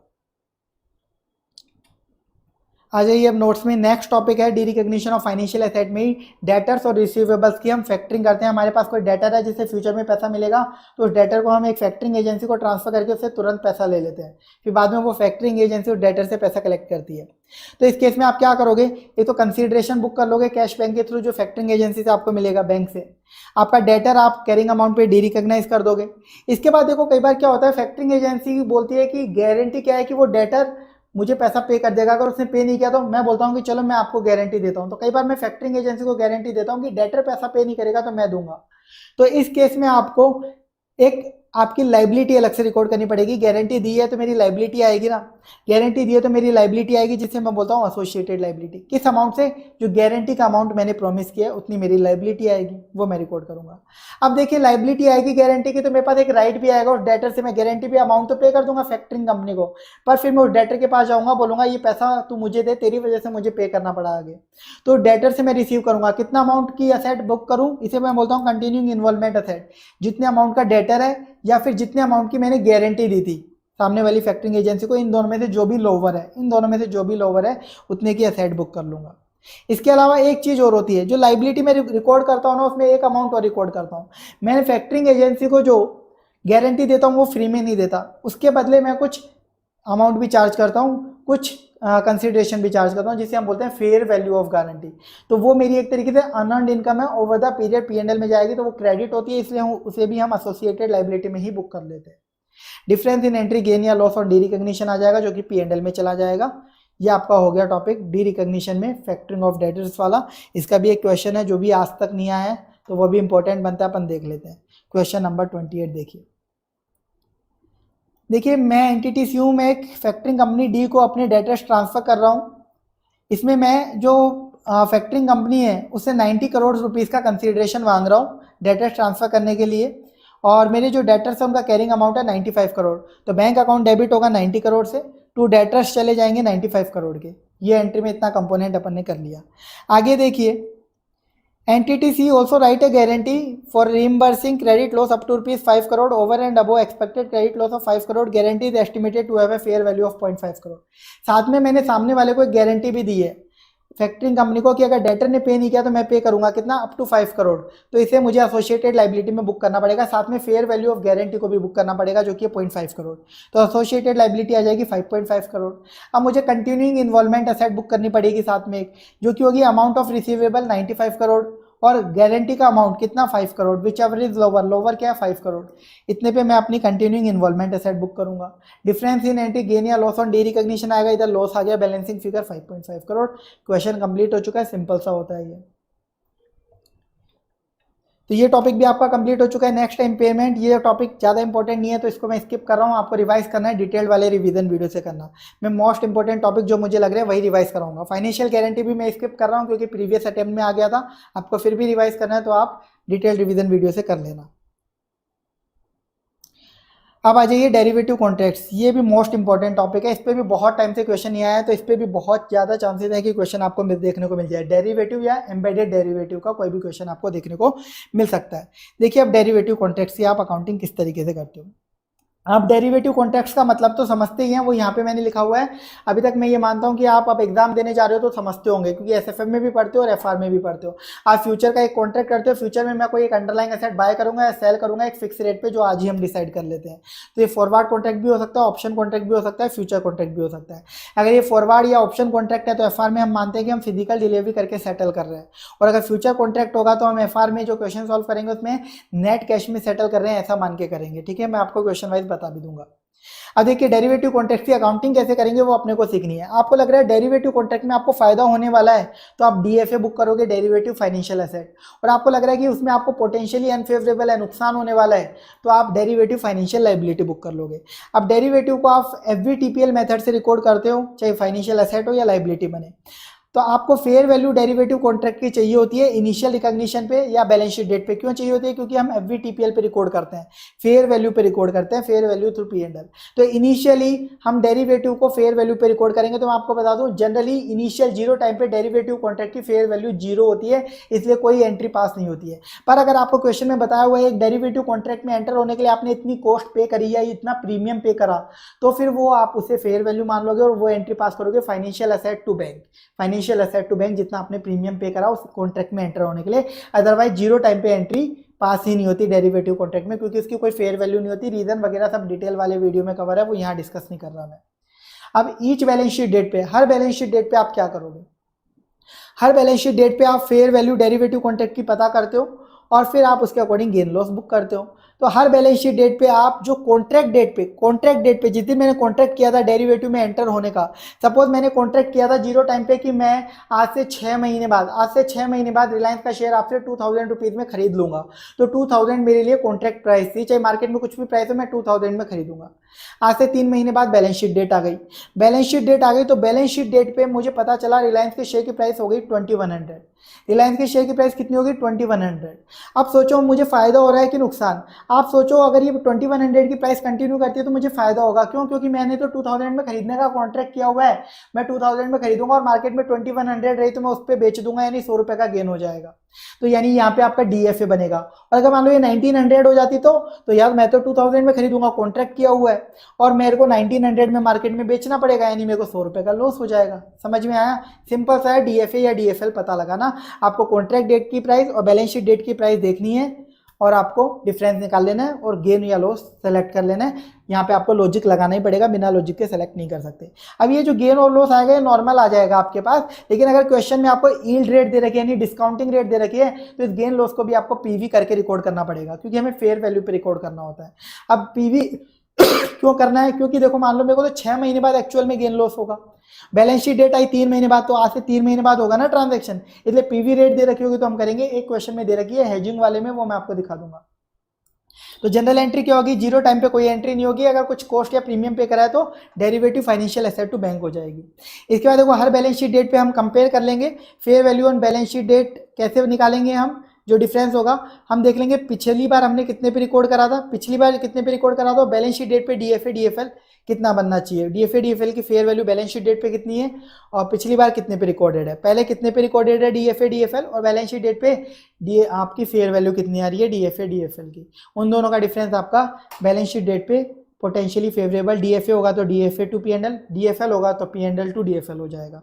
जब सेटलमेंट वाला दिन आएगा तो सेटलमेंट वाला दिन आएगा अगर फिजिकल डिलीवरी से कर रहे हो यानी फॉरवर्ड और ऑप्शन कॉन्ट्रैक्ट वाला क्वेश्चन है तो आपकी फिजिकल डिलीवरी होगी। तो उस केस में आप क्या करोगे, मान लो आपने परचेस करने का कॉन्ट्रैक्ट किया था तो अंडरलाइंग एसेट आपको मैच्योरिटी पे परचेस करनी पड़ेगी, आपके पास आएगी, डेबिट होगी।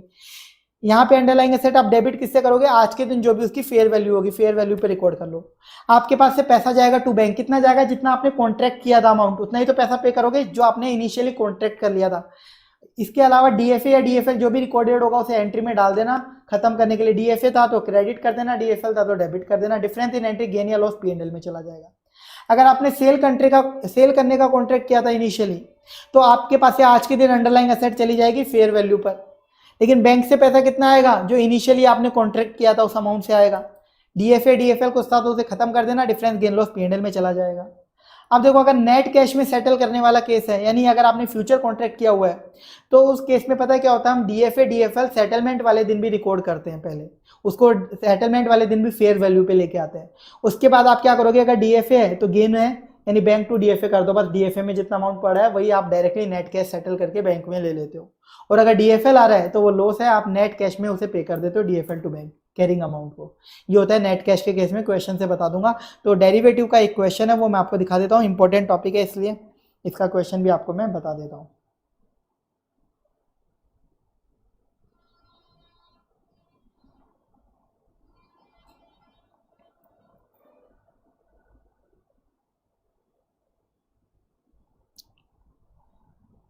देखिए क्वेश्चन नंबर 34 या क्वेश्चन नंबर 35 दोनों सिमिलर क्वेश्चन है। मैं क्वेश्चन 34 से आपको बता देता हूँ, फटाफट से देखिए।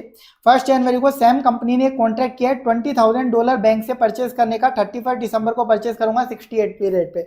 मैंने एक फॉरवर्ड कॉन्ट्रैक्ट कर लिया बैंक से कि मैं आपसे $20,000 खरीदूंगा 68 की रेट पे 31 दिसंबर 2001 को, आज से 1 साल बाद। अब इसके बाद आपको बता रखा है, ये सब इन्फॉर्मेशन दे रखी है, 109 लगाना है। आपको बोला है कि mark to market fair value of forward contract at each balance sheet date कितनी हो गई। At each balance sheet date आपको mark to market forward contract की फेयर वैल्यू दे रखी है, डायरेक्ट फेयर वैल्यू दे रखी है, direct mark to market gain loss आपको बता रखा है। तो देखो एज एट 31 मार्च 2001 ये पहली बैलेंस शीट डेट है, तो जीरो टाइम पे तो आपको ये एंट्री पास नहीं करोगे क्योंकि कोई प्रीमियम वगैरह पे नहीं किया। 31 मार्च 2001 पहली बैलेंस शीट डेट है, इस दिन माइनस का 25,000 यानी लॉस यानी डीएफएल, पीएनएल टू डीएफएल बना दोगे 25,000, ये कर दिया। जीरो टाइम पे कोई एंट्री पास नहीं कर रहे हम, और उसके बाद पहली बैलेंस शीट डेट पे हमने पीएनएल टू डीएफएल कर दिया। इसके बाद देखो 30 जून नेक्स्ट बैलेंस शीट डेट को -15,000 फेयर वैल्यू कितनी होगी -15,000 यानी डीएफएल कितने, डीएफएल की फेयर वैल्यू है 15,000, हमारी बुक्स में डीएफएल कितना रिकॉर्डेड है 25,000 यानी 10,000 का डीएफएल हम रिवर्स करेंगे, तो डीएफएल टू पीएनएल 10,000। इसके बाद नेक्स्ट देखिए 30 सितंबर को फेयर वैल्यू कितनी होगी 12,000, 30 सितंबर को 12,000 प्लस की यानी फेयर वैल्यू डीएफए की आ गई, यानी डीएफए 12,000 का होना चाहिए बुक्स में, लेकिन हमारी बुक्स में तो 15,000 का डीएफएल रिकॉर्डेड है, तो उसे रिवर्स करेंगे पहले। तो हम डीएफएल रिकॉर्ड करेंगे 15,000 का और फिर डीएफए रिकॉर्ड करेंगे 12,000 का, बाकी पीएनएल में चला जाएगा। ठीक है, आप अलग अलग एंट्री भी कर सकते हो, एक नेट भी कर सकते हो। इसके बाद लास्ट सेटलमेंट वाले दिन 31 दिसंबर को स्पॉट रेट मार्केट में रेट हो गई 66। आज का एंट्री पास होगी, मैंने अंडरलाइंग एसेट परचेस करने का फॉरवर्ड कॉन्ट्रैक्ट किया था, तो परचेस करने का किया था तो अंडरलाइंग एसेट मेरे पास आएगी यानी $20,000 मेरे पास आएंगे, तो बैंक से एंट्री पास करूंगा। अंडरलाइंग एसेट बैंक की आ रही है, अंडरलाइंग एसेट भी क्या है बैंक है, $20,000 आएंगे, किस रेट पे आएंगे फेयर वैल्यू वाले आएंगे, ठीक है 66 इस रेट से आएंगे। इसके बाद मेरी बुक्स में डीएफए रिकॉर्डेड है तो उस डीएफए को खत्म करूंगा 12,000 का। इसके बाद मैंने अंडरलाइंग एसेट परचेस करने का कॉन्ट्रैक्ट किया था तो मेरे को पेमेंट भी तो करना पड़ेगा, तो पेमेंट होगा टू बैंक। पेमेंट कितना होगा, जितना मैंने एग्री किया था $20,000 को मैं 68 की रेट पे खरीद लूंगा। डिफरेंस इन एंट्री गेन या लॉस पीएनएल में आ जाएगा, देख लो आप एंट्री। सबसे पहले जो अंडरलाइंग एसेट आपने परचेस करी वो आपके पास आ गई फेयर वैल्यू 66 पर, आपको बैंक से पेमेंट करना पड़ा जो कॉन्ट्रैक्टेड रेट थी टू बैंक 68 पर। डीएफए आपकी बुक्स में था उसको आपने खत्म कर दिया कैरिंग अमाउंट पे, डिफरेंस आ गया पीएनएल में लॉस आ गया 52,000 का। सिंपल सा क्वेश्चन होता है डेरिवेटिव का, ये क्वेश्चन आपको मैंने रिवाइज करवा दिया है। नोट्स में आप वापस से आ जाइए। नेक्स्ट टॉपिक देखिए आप हेज अकाउंटिंग। नेक्स्ट टॉपिक है आपका हेज अकाउंटिंग। हैज अकाउंटिंग पे भी आज तक क्वेश्चन आया है, नहीं तो आ सकता है, क्योंकि इस पे भी अच्छा क्वेश्चन एक अपने पास अवेलेबल है, वो भी कैश फ्लो हैज का, तो वो डायरेक्ट बता रहा हूँ मैं इसमें आपको। अब की बार हम डेरिवेटिव कॉन्ट्रैक्ट में एंटर होंगे, लेकिन अपने आप को हैज करने के लिए, हमारी कोई रिस्क को बचाने के लिए। फॉर एग्जांपल मैंने एक यूएस के बंदे को सेल करे गुड्स, उसको सेल करे गुड्स, तो उससे मेरे को यूएस डॉलर में पैसा मिलने वाला है। अब की बार मुझे यूएस डॉलर में पैसा मिलेगा, लेकिन मैं करूँ क्या, मैं तो इंडिया का पर्सन हूँ, तो मैं रुपीज़ में कन्वर्ट कराऊंगा। तो हो सकता है मैच्योरिटी पे रुपीज़ की रेट कम हो जाए, इसलिए मैं आज ही एक डेरिवेटिव फॉरवर्ड कॉन्ट्रैक्ट में एंटर हो जाता हूँ या फ्यूचर कॉन्ट्रैक्ट में एंटर हो जाता हूँ, उसको रुपीज़ में कन्वर्ट कराने के लिए, ताकि मेरी हेजिंग हो जाए, मेरे को रिस्क ना लेनी पड़े। एक फिक्स रेट पे अगर मैं आज ही कॉन्ट्रैक्ट कर लेता हूँ तो उसी रेट पे कन्वर्ट होगा। इसे बोलते हैं हेजिंग। हमें ज़रूरत थी, हमारे पास ऑलरेडी रिस्क थी $1 की, उसको हम हेज करते हैं फॉरवर्ड या फ्यूचर या ऑप्शन कॉन्ट्रैक्ट के थ्रू, वो होती है आपकी हेजिंग। तो इस केस में आप अकाउंटिंग कैसे करोगे, जो हेजिंग इंस्ट्रूमेंट है यानी फ्यूचर कॉन्ट्रैक्ट, फॉरवर्ड कॉन्ट्रैक्ट, उस पर तो आप डेरिवेटिव वाली अकाउंटिंग लगाओगे। और जो हेज आइटम है जिसकी आप हेजिंग कर रहे हो, जैसे यहाँ पे था हमारा सेल ऑफ गुड्स का एग्जाम्पल, मैंने गुड्स सेल करे, तो उसके ऊपर रेस्पेक्टिव इंडेक्स जो भी होगा वो लगा दोगे। सेल ऑफ गुड्स पे इंडेक्स 115 लगता है, वो लग जाएगा। बस यहाँ पे अब आप जब हेजिंग इंस्ट्रूमेंट में अकाउंटिंग करोगे ना, जैसे फ्यूचर कॉन्ट्रैक्ट की अकाउंटिंग करोगे डेरिवेटिव वाली, एक चीज ध्यान रखना, जो गेन लॉस होगा ना, वो cash flow hedge reserve OCI में लेके जाओगे। जब मैच्योर हो जाएगा, वो फाइनल सेटलमेंट हो जाएगा, उस दिन आप सारा ओसीआई से निकाल के पीएनएल में डाल दोगे। उससे पहले आप उसको cash flow hedge reserve OCI में ले जाया करोगे। बस इतना फर्क होता है। क्वेश्चन से देख लेते हैं, समझ में आ जाएगा आपको। ये देख लो क्वेश्चन 37। देखिए मेरे पास 100 kg ऑफ कॉपर है, और ये कॉपर जो है इसकी मैं डिलीवरी करूंगा अपने कस्टमर को 100 kg ऑफ कॉपर की 30 सितंबर को। आज है 1 अप्रैल 2001।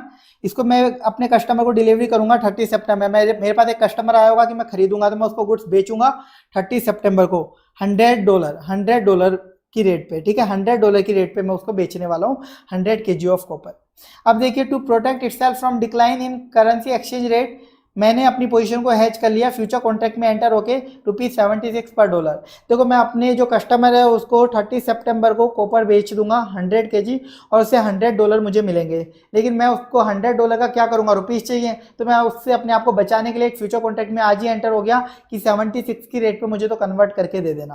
तो ये फ्यूचर कॉन्ट्रैक्ट का केस है, तो इस केस में आपको जो सेटलमेंट वाला दिन होगा उस दिन नेट कैश करना पड़ेगा। अब देखिए आपको बता रखा है ऑन 30 सितंबर जो मार्केट रेट है उस दिन 72 रुपीज़ की हो गई। मार्केट में जो डॉलर की रेट कितनी हो गई, 72 रुपीज़ पर डॉलर हो गई है। और उस दिन मैंने अपने यूएस डॉलर 100 रुपीज़ रिसीव करके कॉपर को बेच भी दिया, ऐसा बता रखा है मैच्योरिटी वाले दिन। इसके बाद आपसे बोला है कि जनरल एंट्रीज पास करिए सेल करने की और हेजिंग करने की, यानी डेरिवेटिव की अकाउंटिंग करनी है।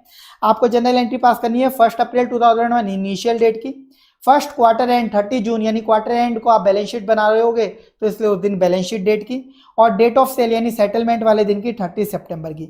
आपको डिस्काउंटिंग रेट दे रखी है 6%, तो ये हमें हेजिंग करते वक्त जो पीवी पे रिकॉर्ड करनी होती है फेयर वैल्यू, उसमें काम में आएगी।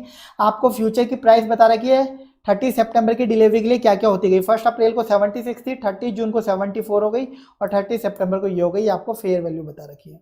अब देखिए आप लोग कैलकुलेशन कैसे करेंगे।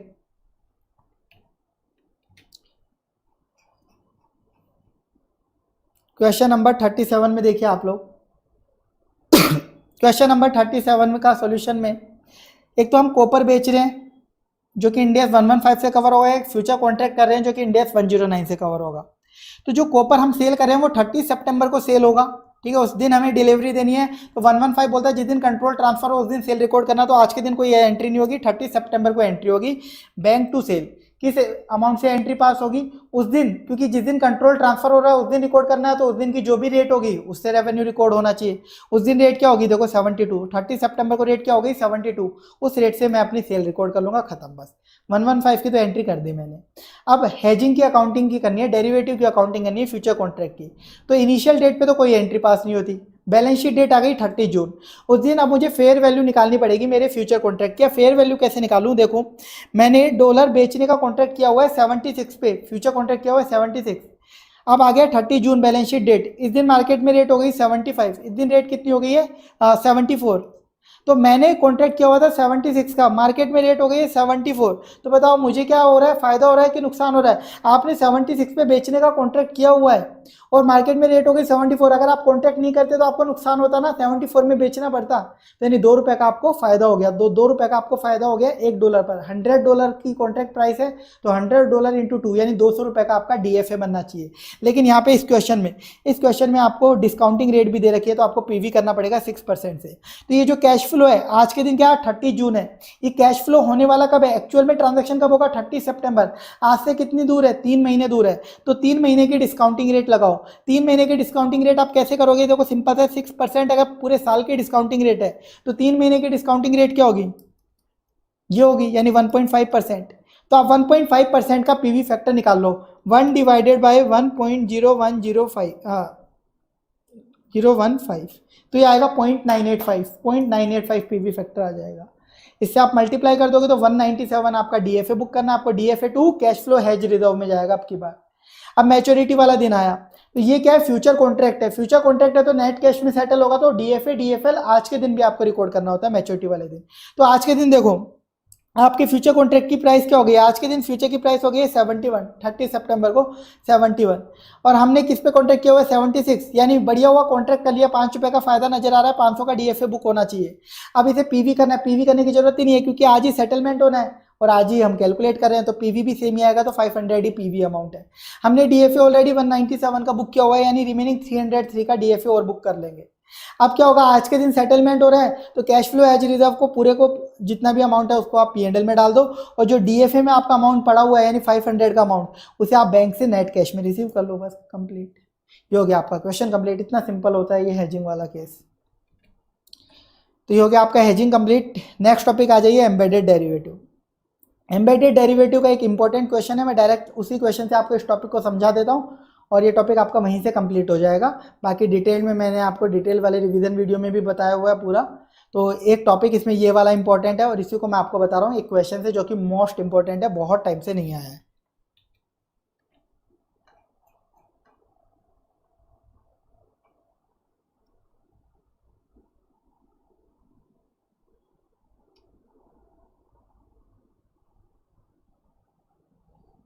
देखिए क्वेश्चन नंबर 39 या 40 दोनों सेम क्वेश्चन है, कोई सा भी कर लो। तो मैं आपको क्वेश्चन नंबर 39 से आपको बता देता हूँ, ठीक है। क्वेश्चन 39 या 40 दोनों ही मोस्ट इंपॉर्टेंट है, तो दोनों ही सेम क्वेश्चन है, कोई सा भी कर लेना। इंपॉर्टेंट वाली लिस्ट में शायद 40 दिया हुआ है मैंने या 39, दोनों में बस फिगर अलग है, अमाउंट के फिगर्स, बाकी सेम एम्बेडेड डेरिवेटिव का सेम टॉपिक का सेम टाइप का क्वेश्चन है। तो ये मोस्ट इंपॉर्टेंट है, इसको अच्छे से करके जाना है। मैं आपको इसको यहीं सॉल्व करके आपको बता देता हूँ और इसी से ये टॉपिक भी आपका रिवाइज हो जाएगा। देखिए एम्बेडेड डेरिवेटिव क्या होता है, हम एक नॉर्मल फाइनेंशियल लाइबिलिटी का कॉन्ट्रैक्ट हो या एक नॉन फाइनेंशियल आइटम का कॉन्ट्रैक्ट हो, जैसे पीपी खरीदने बेचने का कॉन्ट्रैक्ट हो गया या सेल ऑफ गुड्स का कॉन्ट्रैक्ट हो गया, इनमें अगर हम डेरिवेटिव का फीचर चिपका देते हैं तो उसे बोलते हैं एम्बेडेड डेरिवेटिव। डेरिवेटिव किसी में चिपकाना। तो यहाँ पे देखिए क्या हो रहा है, एंटिटी ए ने कॉन्ट्रैक्ट किया $10 लाख में सेल करने का 1 जनवरी को अपना एक इक्विपमेंट इन्वेंट्री को, 30 जून को मैं सेल करूंगा। मैंने 1 जनवरी को एक कॉन्ट्रैक्ट किया कि 30 जून को, आज से 6 महीने बाद मेरी एक इन्वेंट्री आपको बेच दूंगा। गुड्स, सेल ऑफ गुड्स का कॉन्ट्रैक्ट किया, $10 लाख में गुड्स बेचूंगा, $10 लाख में गुड्स बेचूंगा। तो अब यहाँ पे $10 लाख में हम गुड्स बेचेंगे। सेल ऑफ गुड्स का नॉर्मल क्वेश्चन लग रहा है, तो यहाँ पे ये नॉर्मल क्वेश्चन है, तो इसमें पता कैसे चलेगा कि एम्बेडेड डेरिवेटिव वाला क्वेश्चन है। तो उसको पता करने के लिए सिंपल सा है, देखो एंटिटी ए की फंक्शनल करेंसी आपको दे रखी है रुपीज, एंटिटी बी की फंक्शनल करेंसी भी क्या दे रखी है रुपीज, फिर भी ये कॉन्ट्रैक्ट किस में कर रहे हैं, डॉलर में, यानी ये डॉलर से फायदा उठाना चाहते हैं। किसी की भी फंक्शनल करेंसी डॉलर नहीं है फिर भी डॉलर में कॉन्ट्रैक्ट कर रहे हैं, यानी डॉलर से फायदा उठाना चाहते हैं, यानी इस क्वेश्चन में एम्बेडेड डेरिवेटिव इनकॉर्पोरेटेड है। अब बस आपको इतना पता करना है कि एम्बेडेड डेरिवेटिव जो है उसका कंपोनेंट जो है वो कितना है और उसकी अकाउंटिंग हम किस तरीके से करने वाले हैं। तो यहाँ पे आपको एम्बेडेड डेरिवेटिव की अकाउंटिंग करनी है, जनरल एंट्री पास करनी है। अब वो कैसे करोगे आप, इसको लॉजिकली सोचो, वो मैं आपको बता देता हूँ लॉजिकली कैसे सोचते हैं। डेरिवेटिव के क्वेश्चन में और एम्बेडेड डेरिवेटिव के क्वेश्चन में दोनों में सोचने का तरीका अलग होता है। डेरिवेटिव में कैसे सोचते हैं बता दिया, क्योंकि वहां पे हम एक्चुअल में डेरिवेटिव कॉन्ट्रैक्ट में एंटर होते हैं। यहाँ पे हम एक्चुअल में डेरिवेटिव कॉन्ट्रैक्ट में एंटर नहीं होते हैं, बस हम डॉलर की रेट का फायदा उठाना चाहते हैं, इसलिए हमने डॉलर में एंटर किया है ट्रांजेक्शन, इसलिए अब हम यहाँ पे एक्चुअल में कोई डेरिवेटिव कॉन्ट्रैक्ट में एंटर नहीं करेंगे डॉलर को कन्वर्ट करने का। हम डॉलर की रेट से फायदा उठाना चाहते हैं तो जो भी मैच्योरिटी पे रेट होगी उससे ही कन्वर्ट कराएंगे। तो यहाँ पे सोचने का तरीका अलग होगा, ये ध्यान रखने का ध्यान रख लेना आप, वरना आप क्वेश्चन पूरा गलत करके आओगे। तो वो मैं आपको समझा देता हूँ कैसे सोचोगे। तो देखो इसका सिंपल सा तरीका, इसके लिए लॉजिक बताना पड़ेगा, वो मैं आपको बता देता हूँ। फॉर एग्जाम्पल मान लीजिए मेरा एक कस्टमर आया मेरे पास और इंडिया का कस्टमर था। मैंने बोला कि ये प्रोडक्ट जो है आप कितने में बेचोगे, मैंने बोला कि ये प्रोडक्ट जो है मैं आपको 5 करोड़ 50 लाख में बेच दूंगा, 5.5 करोड़ में ये प्रोडक्ट आपको बेच दूंगा, 5 करोड़ 50 लाख में ये प्रोडक्ट आपको दे दूंगा।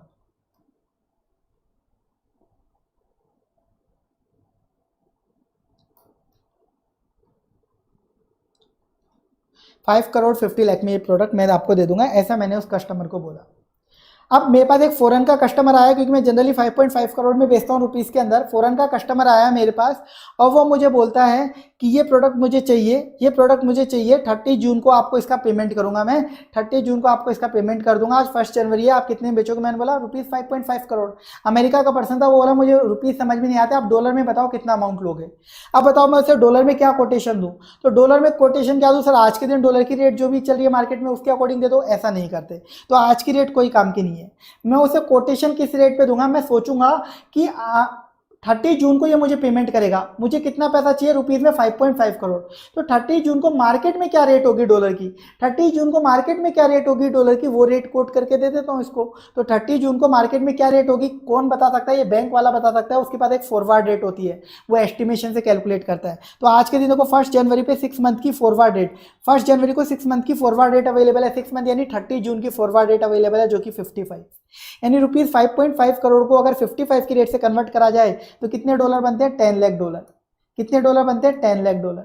यानी मैं बोलूंगा सामने वाले को, देख भाई 10 लाख डॉलर पे कर देना तू। मैंने ये कैसे बताया? इस रेट को यूज में लेके। बस अब आपका यहीं से इसमें सोचने का तरीका यहीं से चालू होगा, ऐसे ही चालू होगा। अब यहाँ पे दो कंपोनेंट है, एक तो सेल कर रहा हूं मैं, गुड्स सेल करूंगा, दूसरा एम्बेडेड डेरिवेटिव है जो डॉलर में मैंने कॉन्ट्रैक्ट किया है, उसमें छुपा हुआ डेरिवेटिव है जिसकी मुझे अकाउंटिंग करनी है। अब सेल ऑफ गुड्स की अकाउंटिंग कैसे होगी उसको देखो आप लोग। सेल ऑफ गुड्स की अकाउंटिंग सबसे पहले देखो, कॉन्ट्रैक्ट आज की है, 30 जून को मेरे को डिलीवरी देनी है। तो बताओ गुड्स जो सेल करे, इंडिया 115 क्या बोलता है? जिस दिन डिलीवरी दो, कंट्रोल ट्रांसफर करो, उस दिन रिकॉर्ड करो। तो आज कोई एंट्री होगी? नहीं होगी। एंट्री होगी 30 जून डिलीवरी वाले दिन। उस दिन एंट्री क्या पास करूंगा? डेटर्स टू सेल या बैंक टू सेल, पैसा मिल जाएगा तो इस अकॉर्डिंग एंट्री पास करूंगा अपने होस्ट कॉन्ट्रैक्ट की। कितने अमाउंट से पास करूं? सर 10 लाख डॉलर मिलेंगे, लेकिन मेरे को तो रुपीज में बुक करना है। अब रुपीज में मैं सेल कितने अमाउंट से बुक करूं? तो आप सोचो सेल कितने अमाउंट से बुक करनी चाहिए। नॉर्मल जो सेलिंग प्राइस है, नॉर्मल सेलिंग प्राइस 5.5 करोड़। ये आई कहां से थी? मैं ये सोच रहा था कि जब मेरे को पैसा मिलेगा डॉलर में, उस दिन मार्केट में क्या रेट होगी, मेरे अकॉर्डिंग ये रेट होनी चाहिए उस दिन 55। तो यानी इस रेट से मैंने सेलिंग प्राइस बताई होगी उसको, तो यानी 55 की रेट से ही मैं इसको कन्वर्ट करूंगा और उस पर सेल रिकॉर्ड करूंगा। यानी जब भी आप ऐसे केस में सेल रिकॉर्ड करोगे ना, सेल परचेज जो भी होगी आपकी वो रिकॉर्ड करोगे, वो आप कौन सी रेट से रिकॉर्ड करोगे? आज के दिन कॉन्ट्रैक्ट वाले दिन फॉरवर्ड रेट जो चल रही है डिलीवरी डेट की, कॉन्ट्रैक्ट वाले दिन जो भी फॉरवर्ड रेट चल रही है डिलीवरी डेट की, उस रेट से कन्वर्ट करके आपको रिकॉर्ड करना पड़ेगा। ध्यान रख लेना, जैसा भी क्वेश्चन आए इस रेट से कन्वर्ट करोगे। समझ में आया? उसका लॉजिक बता दिया है।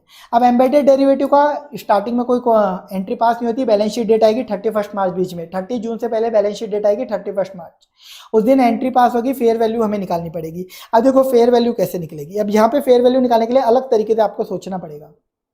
देखो 31 मार्च को मैं खड़ा हूं यहाँ पे, अब मैं सोच रहा हूँ कि मेरे को 10 लाख डॉलर मिलेंगे 30 जून को। मैंने 30 जून को सोचा था कि 55 की रेट से कन्वर्ट होंगे, क्योंकि बैंक वाले ने 1 अप्रैल को क्या बताया, 1 जनवरी को क्या बताया था कि उस दिन की फॉरवर्ड रेट 55 है।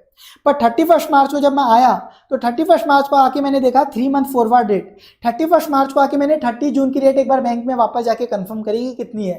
तो 31 मार्च को जो फॉरवर्ड रेट चली है 30 जून की, यानी यहाँ से 3 महीने बाद की, वो आपको दे रखी है कितनी? 45। तो बैंक वाले ने बोला 45, यानी इसके अकॉर्डिंग अगर ये 45 ये कंटिन्यू रहा तो 30 जून को मुझे 10 लाख डॉलर बेचने पर 45 रुपीज ही मिलने वाले हैं। मैं तो सोच रहा था 55 मिलेंगे, लेकिन मुझे अब मिलेंगे कितने? 45। मैंने एक्चुअल में कोई डेरिवेटिव नहीं कर रखा है यहाँ पे, इसलिए सोचने का तरीका बदल जाता है। मैं तो सोच रहा था 55 पे कन्वर्ट कराऊंगा, पर अब कन्वर्ट कितने पे होगा? 45 पे, यानी मुझे लॉस होगा DFL। तो 10 लाख डॉलर पे 10 रुपीज़ के अकॉर्डिंग आपका ये लॉस आ जाएगा 1 करोड़ रुपीज़ का। तो आप P&L टू DFL बुक कर लोगे, P&L टू DFL 1 करोड़ का बुक कर लोगे। समझ में आई है आपको बात? अब आ जाइए 30 जून। 30 जून डेट आ गई, अब डायरेक्ट मैच्योरिटी वाला दिन आ गया। जब भी एम्बेडेड डेरिवेटिव होगा तो जो मैच्योरिटी वाला दिन होता है उस पर भी आप डीएफए डीएफएल का fair value gain loss book करते हो। तो अब आज के दिन देखो क्या हुआ, आज के दिन 30 जून को तो आपको रेट पता चल गई मार्केट में कितनी हुई 60। आपने कोई एक्चुअल में तो डेरिवेटिव कॉन्ट्रैक्ट किया नहीं था, तो एक्चुअल में तो आपके डॉलर 60 की रेट पे कन्वर्ट हो जाएंगे। तो अब बताओ आपके जो कॉन्ट्रैक्ट था उसकी फेयर वैल्यू कितनी है, आपके जो कॉन्ट्रैक्ट आपने किया हुआ था उसकी फेयर वैल्यू कितनी है डेरिवेटिव कॉन्ट्रैक्ट। भाई मैंने तो सोचा था 55 की रेट से कन्वर्ट होगा, स्टार्टिंग में ये तो सोचा था, लेकिन एक्चुअल में कितने कन्वर्ट हो रहा है 60। बहुत बढ़िया फायदा हुआ मुझे तो 5 रुपीज पर डॉलर का। तो यानी 5 रुपीज पर डॉलर का फायदा, यानी 50 लाख का मेरा डीएफए बन रहा है। 50 लाख का डीएफए होना चाहिए बुक्स में, तो डीएफए 50 लाख का होना चाहिए, लेकिन मैंने तो डीएफएल बुक करा था 1 करोड़, तो उसे आप डी रिकॉग्नाइज करो, 2 पीएनएल चला जाएगा। तो ये हो गई आपकी एंट्री। अब आपको क्या करना पड़ेगा, डीएफए आपकी बुक्स में आ रहा है, बचा हुआ अकाउंट कौन सा है, डीएफए 50 लाख। इस अकाउंट को डीएफए या डीएफएल जो भी अकाउंट आपकी बुक्स में बचेगा उसको आप ट्रांसफर करोगे डेटर या क्रेडिटर, जो भी अकाउंट आपका था, जो आपका होस्ट कॉन्ट्रैक्ट था उसमें डेटर या क्रेडिटर जो भी अकाउंट था उसमें ट्रांसफर कर देना। डीएफए का अकाउंट था तो डीएफए को खत्म करने के लिए क्रेडिट करना पड़ेगा, डेटर को डेबिट कर दो। तो डीएफए 50 लाख मैंने इसमें ट्रांसफर कर दिया। ऐसा क्यों हुआ सर, क्योंकि आप सोचो आज के दिन 60 रेट हो गई, तो जो डेटर है वो तो मुझे 60 की रेट पे कन्वर्ट करके पैसा देगा, मुझे डेटर से तो एक्चुअल 60 में पैसा मिलेगा, जबकि मैंने सेल तो 55 से रिकॉर्ड करी हुई है। तो डेटर के अकाउंट में भी 60 से पैसा आ जाएगा ऑटोमेटिकली। तो सब कुछ लॉजिकली चलता है। डिटेल लॉजिक के लिए आप मेन लेक्चर रेफर करो या रिवीजन वीडियो रेफर करो। यहाँ पे मैंने एग्जाम पॉइंट ऑफ व्यू से आपको रिवाइज करवा दिया है। आपको वापस से बता देता हूँ, एम्बेडेड डेरिवेटिव में सेल तो आपको बुक करनी है, कॉन्ट्रैक्ट डेट पे डिलीवरी डेट के लिए क्या फॉरवर्ड डेट चल रही है उससे करोगे मैच्योरिटी वाले दिन। एम्बेडेड डेरिवेटिव के लिए आप बैलेंस शीट डेट पे देखोगे, कॉन्ट्रैक्ट डेट, हाँ कॉन्ट्रैक्ट डेट पे क्या रेट थी, डिलीवरी डेट के लिए फॉरवर्ड, और बैलेंस शीट डेट पे क्या रेट है डिलीवरी डेट के लिए। उन दोनों का difference fair value gain loss होता है, उस अकॉर्डिंग बुक करोगे। सेटलमेंट वाले दिन भी आप फेयर वैल्यू निकालोगे, गेन लॉस बुक करोगे, और उसके बाद डीएफए डीएफएल जो भी बचेगा उसे होस्ट कॉन्ट्रैक्ट में जो भी डेटर या क्रेडिटर अकाउंट होगा उसके अंदर ट्रांसफर कर दोगे। ये हो जाता है आपका एम्बेडेड डेरिवेटिव का टॉपिक और क्वेश्चन कंप्लीट। इसी के साथ आपका जो फाइनेंशियल इंस्ट्रूमेंट है इस चैप्टर को मैंने पूरा आपको रिवाइज करा दिया, जो भी इसके इंपॉर्टेंट क्वेश्चन है। तो फाइनेंशियल इंस्ट्रूमेंट में कोई डाउट है तो आप मुझे बता दीजिए। पूरा फाइनेंशियल इंस्ट्रूमेंट मैंने आपको रिवाइज करवा दिया इंपॉर्टेंट टॉपिक और क्वेश्चंस के साथ। इस बार मैं आप लोगों को इंपॉर्टेंट क्वेश्चंस भी पूरे मैराथन में रिवाइज करा रहा हूँ, मोस्ट इंपॉर्टेंट जो मुझे लग रहे हैं, ताकि आपको एग्जाम में बिल्कुल दिक्कत ना आए।